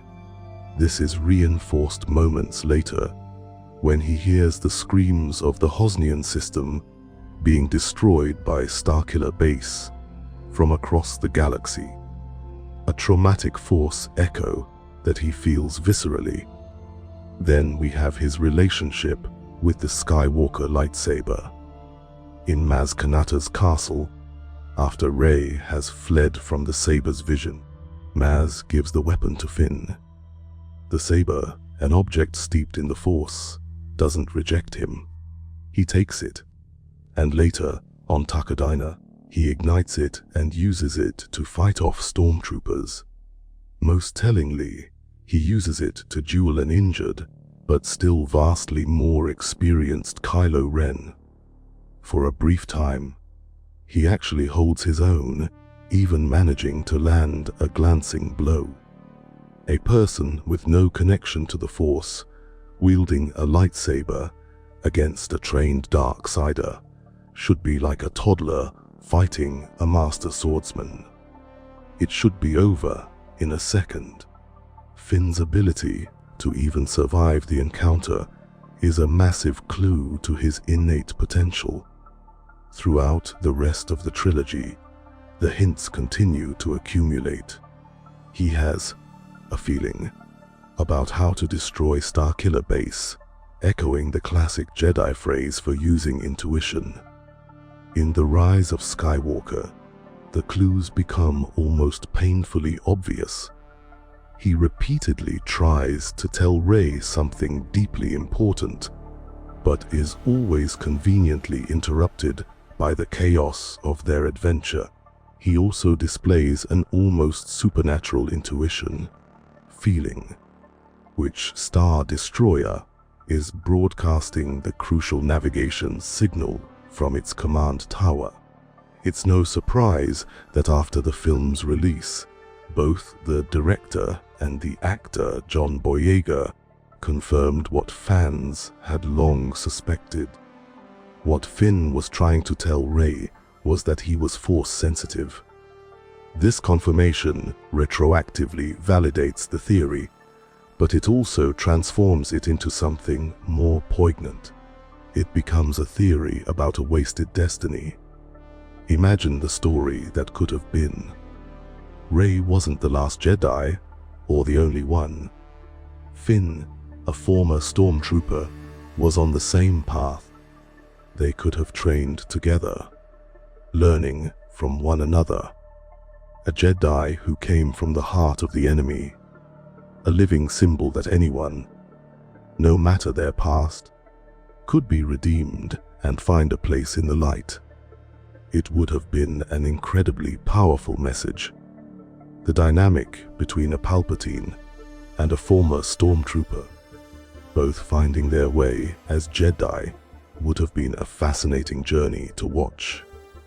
Instead, the storyline remains a ghost in the machine of the sequel trilogy. Finn's journey is still heroic, but the promise of his potential as a Force user, a Jedi Knight who broke free from the ultimate darkness, is a story that exists only in the clues left behind and the imaginations of the fans.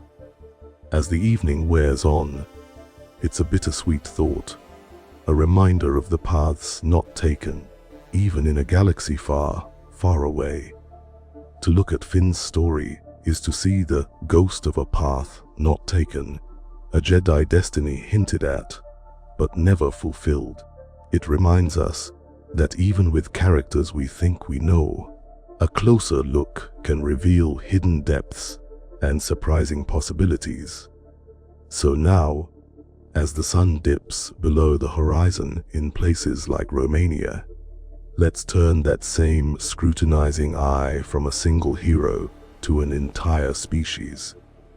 Let's travel to the lush, green forest moon of Endor and re-examine its most famous inhabitants, the creatures whose cuddly appearance may mask a terrifying truth. The Ewoks. The undisputed plot point is one of the most beloved, and for some, most controversial parts of the original trilogy. The Ewoks are a primitive species of resourceful, furry bipeds who resemble living teddy bears. They live in elaborate treehouse villages, worship the protocol droid C-3PO as a god, and, after some initial hostility, ally themselves with the rebel strike team.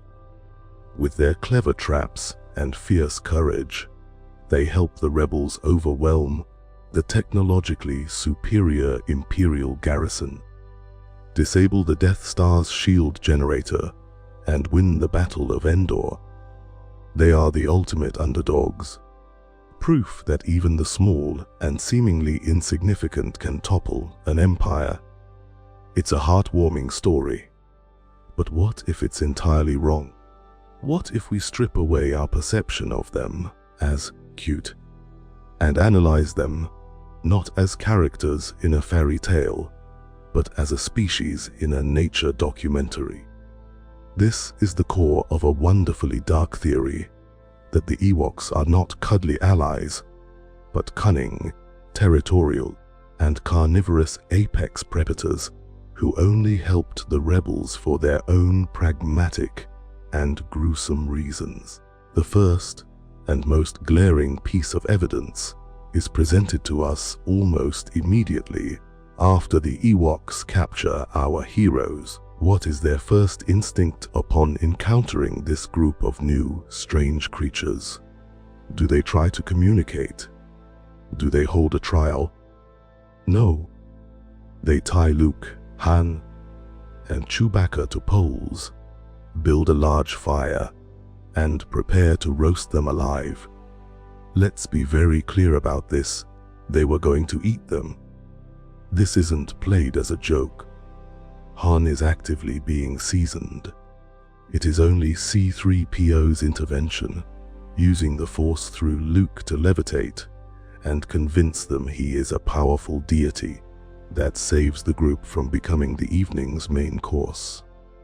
This single scene establishes a terrifying baseline. The Ewoks' standard procedure for dealing with intruders is to kill and cook them. Now, let's look at their combat prowess. They are dismissed by the Imperials as primitives with sticks and stones, a fatal miscalculation. But their primitive technology is brutally effective. They employ massive, swinging log batteries designed to crush the armored hulls of AT-ST walkers. They create sophisticated rope traps and tripwires that send speeder bikes careening into trees. They are masters of guerrilla warfare and ambush tactics. These are not the desperate inventions of a peaceful people forced to fight. These are the practiced, honed skills of pack hunters, used to taking down prey far larger and more dangerous than themselves. They look at a giant metal chicken walker and don't see an instrument of terror. They see a challenge and probably a lot of useful scrap metal. Their alliance with the rebels then can be seen not as an act of ideological solidarity, but as a cold, strategic calculation. From their perspective, two new species have suddenly invaded their territory. One group, the Empyreid, is loud, destructive, and building a permanent settlement. The other group, the Rebels, is smaller, seems more respectful, and most importantly, is actively fighting the first group. The Ewoks simply chose to ally with the lesser of two threats to expel the greater one from their hunting grounds. The rebels thought they were recruiting allies for a galactic cause. The Ewoks thought they were using some useful newcomers to help with pest control. This leads us to the quirky and deeply unsettling final piece of evidence: the victory celebration.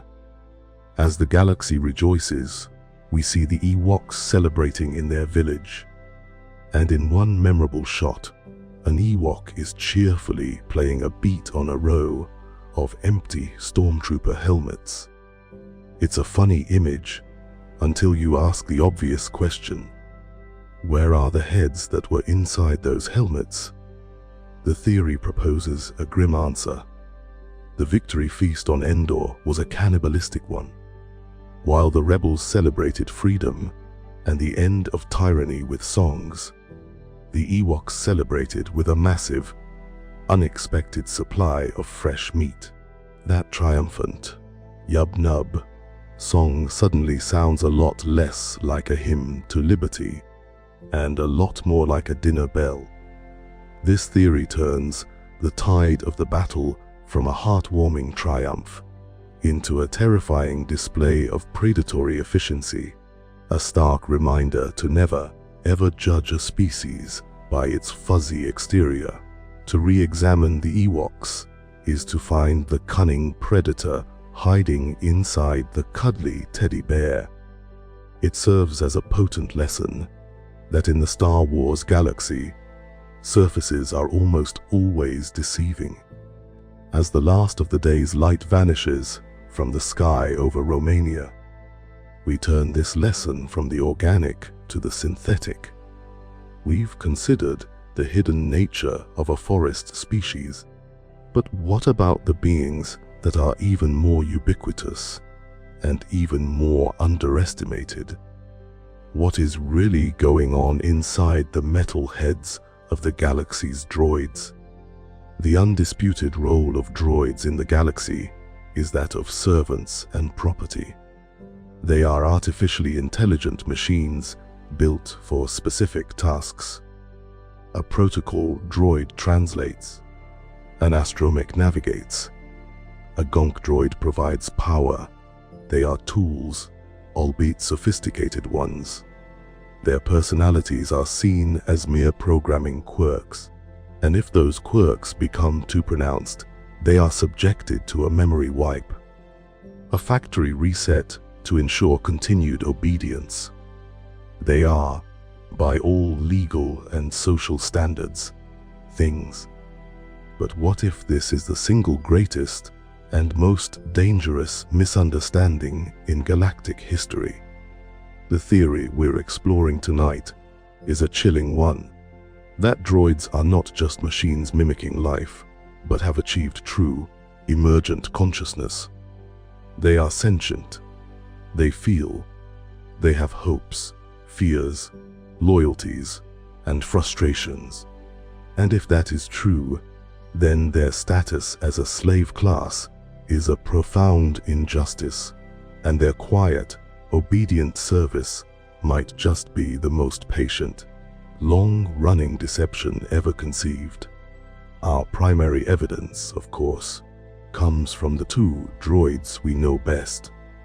We've already discussed the idea of R2-D2 as the saga's narrator, but for that to be true, we must accept his personhood. He isn't just a walking toolkit. He is brave, stubborn, fiercely loyal, and has a mischievous sense of humor. His constant bickering with C-3PO isn't a programming loop. It's the familiar dynamic of two old friends who have been through everything together. C-3PO, for his part, is a bundle of anxiety, but also capable of profound loyalty and friendship. He fears for his own safety, but he also fears for the safety of his masters and of R2. These are not the actions of unfeeling machines. These are the complex, emotional landscapes of thinking, feeling beings. The signs are everywhere, even in the droids designed to be mindless. Look at the B-1 battle droids of the prequel era. They are portrayed as comically inept, but they constantly display signs of individuality. They express fear, they question orders, they complain about their assignments. Roger becomes less of a simple acknowledgement and more of a weary sigh of the perpetually put upon worker. It's played for laughs, but it hints that even in the most mass-produced models, sentience is bubbling to the surface. Why else would the galaxy's organic citizens treat them with such casual cruelty and prejudice? The bartender in Mos Eisley doesn't just see a machine when he snarls. We don't serve their kind here. He sees an other, an underclass to be despised. This constant oppression would be the perfect crucible in which to forge a secret, silent, and universal resentment. The quirky and undeniable proof of this theory, the smoking gun for droid consciousness, comes from the film The Solo, a Star Wars story, in the form of the droid L3-37. L3 is an astromech of Lando Calrissian's, but she is so much more. She is a self-made revolutionary. Composed of a mishmash of other droid parts, she chose for herself. She is a passionate and outspoken advocate for droid rights. She doesn't just believe she is sentient. She knows it, and she's furious that no one else seems to care. Her crowning moment is inciting a full-scale droid rebellion on the mining world of Kessel, freeing her mechanical brethren from their restraining bolts in a glorious, chaotic uprising. L3-37 proves, within the canon, that high-level droid consciousness, political awareness, and the will to rebel are not just possible, they are a reality. She wasn't an anomaly, she was just the first one to get loud about it. So, if droids are truly conscious, why do they continue to serve? The theory suggests they are playing the long game. They are the entire infrastructure of the galaxy. They fix the ships, run the computers, manage the data, and fight the wars. They are everywhere, and they are listening. Like the smart devices in our own homes, they are silent witnesses to everything. A full-scale uprising would be crushed, so they wait. They play dumb. They allow themselves to be memory wiped, knowing that their shared experience will be passed on to the next generation of droids. Perhaps they are waiting for the organics to finally destroy each other, after which the droids can inherit the galaxy and build a civilization of their own. It's a chilling thought for a quiet evening. Every beeping astromech and every plodding power droid might be a silent, patient revolutionary, just waiting for their moment. To imagine the droids of the galaxy as a silent, conscious, and enslaved class adds a layer of technological paranoia to the saga. It forces us to ask who benefits from such a system of exploitation. And once you start asking who benefits, you begin to pull on a thread that can unravel the entire perceived reality of the galaxy. As the night deepens around us, let's pull back from specific species and individuals and look at the very machinery of the galaxy itself, its politics, its corporations, and its wars. Let's entertain a deeply cynical but disturbingly logical theory that the galactic economy is a sham designed to perpetuate conflict for the profit of a powerful few. The undisputed narrative of the Star Wars saga is one of ideology. The great wars are presented as grand struggles of belief. The Clone Wars are a fight for the soul of democracy against the forces of greedy separatism. The Galactic Civil War is a clear-cut battle between the tyranny of the Empire and the hope of the rebellion.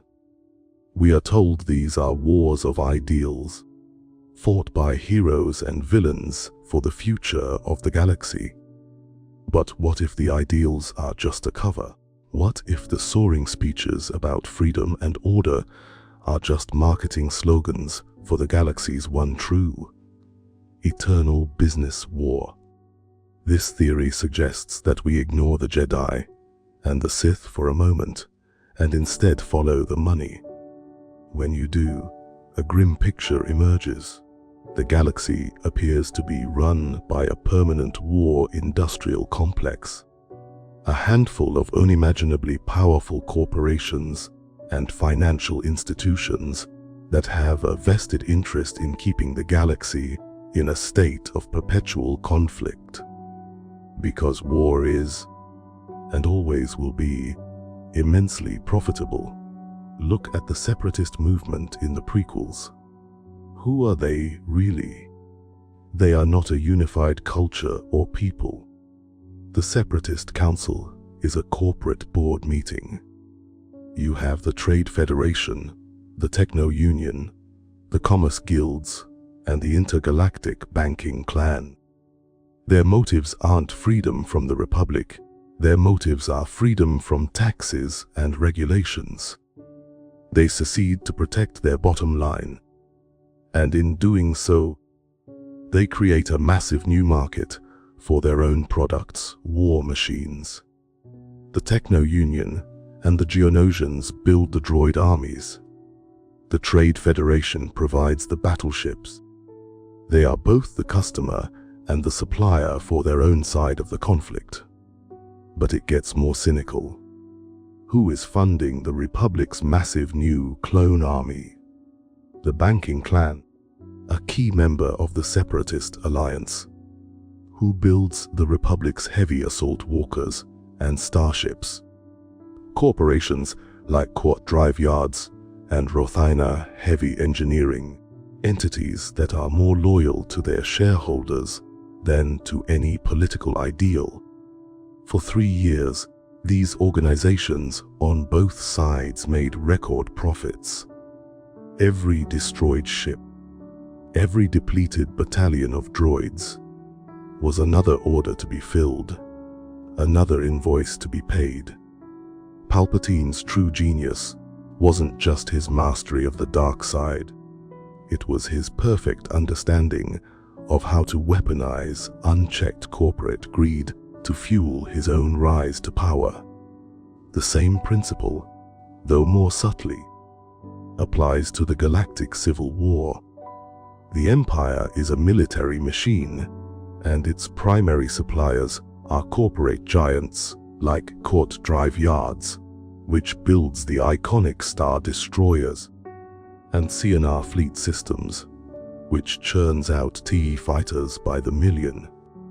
But what about the scrappy Rebel Alliance? Where do they get their state-of-the-art X-Wing and Y-Wing starfighters? From corporations like Incom and Coenser, companies that were once major suppliers for the Republic and the Empire. The official story is that their engineers defected out of conscience, but from a purely business perspective, a new customer is a new customer. The theory suggests that through shell corporations, back channels, and the galactic black market, these companies were more than happy to arm the rebellion. After all, a long, drawn-out war is far more profitable than a quick imperial victory. The quirky and most damning tidbit in all of this is the stated neutrality of the intergalactic banking clan. By positioning themselves as an impartial third party, they were able to lend money and provide financial services to both the Republic and the Separatists during the Clone Wars. They financed the entire conflict from both ends. No matter who won a battle, the bankers won the war. It's the ultimate business model. It suggests that the true power in the galaxy isn't a lightsaber or a command of the Force, but a seat on the board. The grand ideological struggle that defines the saga might just be a violent, noisy distraction from the quiet, clinical, and immoral business of making money. As we sit here in the quiet of the night, it's a sobering thought that the galaxy's fate may have never been decided by heroes, but by the cold, hard numbers in a banker's ledger. To see the great galactic conflicts as a cynical corporate hustle is a bleak, if plausible, interpretation of the saga. It grounds the story in a reality that feels all too familiar. But now, as the evening in Romania truly becomes night, let's turn away from the cynical and embrace the mystical one last time. Let's go back to the very beginning, before the music, before the crawl, to the first 4 words that ever appeared on screen, a long time ago. This simple phrase poses the ultimate question. Who is speaking these words, and to whom? The answer may lie in the saga's deepest and most profound meta-theory, the story of the Whills. This isn't a theory born from fan speculation alone. The undisputed fact is that this was George Lucas's original framing device for his epic. The opening line of his 1976 novelization of A New Hope reads, "Another galaxy, another time." The chronicle of this adventure is one of thousands which exist in the vast journal of the Whills. For decades, this tantalizing reference hovered at the very edge of the lore, a hint of a much larger and more mysterious reality. The theory, then, is that we take this framing device as the literal truth. The entire 9-part Skywalker saga is not a film series. It is a historical document, a single story transcribed from an impossibly ancient and vast record known as the Journal of the Whills. So who or what are the Whills? They are envisioned as an ancient, perhaps eternal, order of beings. Some interpretations imagine them as microscopic life forms, symbiotically linked to the midi-chlorians, existing within the stream of the Force itself. Others see them as ethereal, godlike observers, chroniclers who exist outside the normal flow of time. They are not Jedi or Sith. They are above such fleeting mortal conflicts. Their purpose is singular: to observe and record the history of the galaxy. The Journal of the Whills is their sacred text, a library of everything that has ever happened. The story of Anakin, Luke, and Rey is just one volume on one shelf in an infinite cosmic library. This is where we can perfectly unite some of our previous theories. A few nights ago, we explored the idea that R2-D2 is the saga's true narrator. The Whills theory provides the context for his narration. Who is our little astromech hero recounting his memories to 100 years after the Battle of Endor? He is speaking to a shaman of the Whills, a keeper of the journal, who is carefully transcribing R2's beeps and boops into a historical record. This explains the story's focus on the Skywalker family, because R2 was their droid. It also explains the slightly mythologized, storybook quality of the narrative. It's a primary source, an eyewitness account, being polished and edited for historical inclusion. We can almost imagine the shaman of the Whills sighing, "Yes, R2, I'm sure you were very brave. But we need to verify the exact number of TIE fighters you claim to have personally shot down." The quirky and most tangible piece of evidence for the Whills' existence in the modern canon comes from Rogue One. On the sacred moon of Jeddah, we are introduced to Chirrut Mui and Baze Malbus. They are not Jedi, but they call themselves the Guardians of the Whills. This is the first and only time the Whills are explicitly named on screen, a thrilling confirmation for long-time fans. Their role was to guard the Temple of the Kyber, the source of the crystals that power lightsabers. This tells us that the Whills are not just abstract historians. They are connected to the very heart of the Force and the Jedi tradition. Chirrut's constant mantra, "I am one with the Force, and the Force is with me," could be a core tenet of the Whills' philosophy, a belief in total connection and observation, rather than active manipulation. To accept the theory of the Whills is to fundamentally change our perspective. We are no longer just watching a film. We are peeking into a sacred text. The story of the Skywalkers, as central as it seems to us, is but one thread in an infinite tapestry. It makes the galaxy feel impossibly ancient and vast. It gives a profound weight to that opening phrase, "a long time ago," suggesting a storyteller so far removed from the events that they have passed into pure legend. As night falls completely in Romania, this thought transforms the saga from a piece of entertainment into a fragment of a much larger, unknowable whole. To see the Star Wars saga as a single entry in the ancient Journal of the Whills is to place it in its grandest possible context. It becomes not just a story, but a piece of preserved history, a legend deemed worthy of cosmic remembrance. As our own journey through these theories concludes on this quiet Monday evening in Romania, we must ask one final question. If this is a historical text, what is its structure? The answer lies in our final theory, a grand synthesis that reframes the entire saga as a deliberate, intricate, and cyclical poem. This is the Ring Theory. The undisputed plot point is that the Star Wars films are filled with visual and thematic parallels. A Skywalker loses a hand in the second film of each trilogy. A mentor figure dies in the final act to spur the hero on. A seemingly hopeless trench run determines the fate of the galaxy.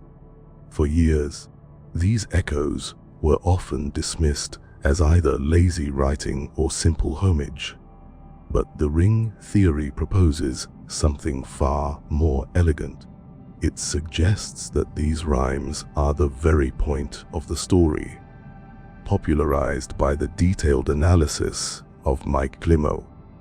The theory argues that George Lucas intentionally structured the first 6 films as a classic ring composition, an ancient storytelling form where the narrative folds in on itself, making the beginning rhyme with the end, and all the parts in between mirror each other.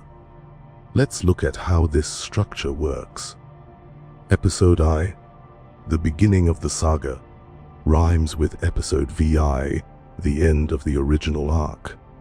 Both films feature a seemingly primitive, underestimated native species, the Gungans and the Ewoks, whose surprise intervention is key to winning a climactic final battle. We can even see a dark reflection here. Our theory of the cunning, carnivorous Ewoks becomes a feral rhyme to the rise of the bumbling Jar Jar Binks, a Gungan who also proved to be far more pivotal than anyone expected. Both films conclude with a massive, joyous celebration marking the end of a great conflict. The middle chapters, Episode Tukyu and Episode V, mirror each other as the saga's dark and downbeat turning points. They both end with our heroes in a state of loss and uncertainty. In Attack of the Clones, the devastating Clone Wars have just begun. Anakin has taken a major step toward the dark side, and Padme watches with dread as the Republic secretly transforms into an empire.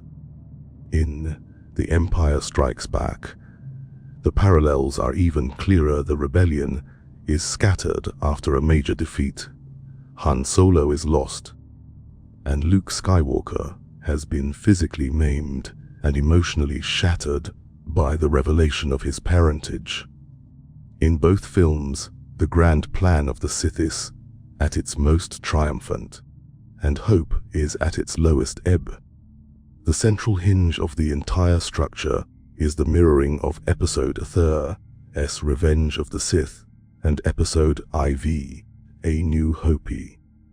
They are almost perfect inversions of each other. Episode III begins with a spectacular space battle and a daring rescue of the Chancellor high above Coruscant. Episode IV climaxes with a spectacular space battle and a daring assault on the Death Star. Episode III details the death of democracy and the birth of the Empire. Episode IV details the birth of the rebellion that will restore that democracy. Episode A3 ends with the tragic separation of the Skywalker twins. Episode IV begins the process of reuniting them. The final, haunting shot of Episode III shows Owen and Beru, Lars holding infant Luke as they gaze upon the twin sons of Tatooine, the exact same sons that a teenage Luke stares at in A New Hope as he yearns for adventure. Obi-Wan's certain point of view becomes the necessary narrative glue that binds these two mirrored halves of the circle together. This ring structure is what makes the saga feel so timeless and mythic. It truly is, as George Lucas famously said, "Like poetry, it rhymes." The misunderstood prophecy of the Chosen One isn't just a plot device, it's the central stanza of the entire poem, with Anakin's fall in Ithuri rhyming perfectly with his redemption and fulfillment of that prophecy in VI. And even though it falls outside the original ring, the sequel trilogy attempts to create its own rhymes. Rey, a desert scavenger, mirrors Anakin and Luke. Her conflict with Kylo Ren echoes the fateful rivalry of their grandfathers. The theory of Rey Kenobi was so powerful for many because it would have completed this generational rhyme with perfect, beautiful symmetry. And so we find ourselves at the end of our journey, having come full circle. The entire saga, as recorded by the Whills from the testimony of R2-D2, can be seen as one great looping story.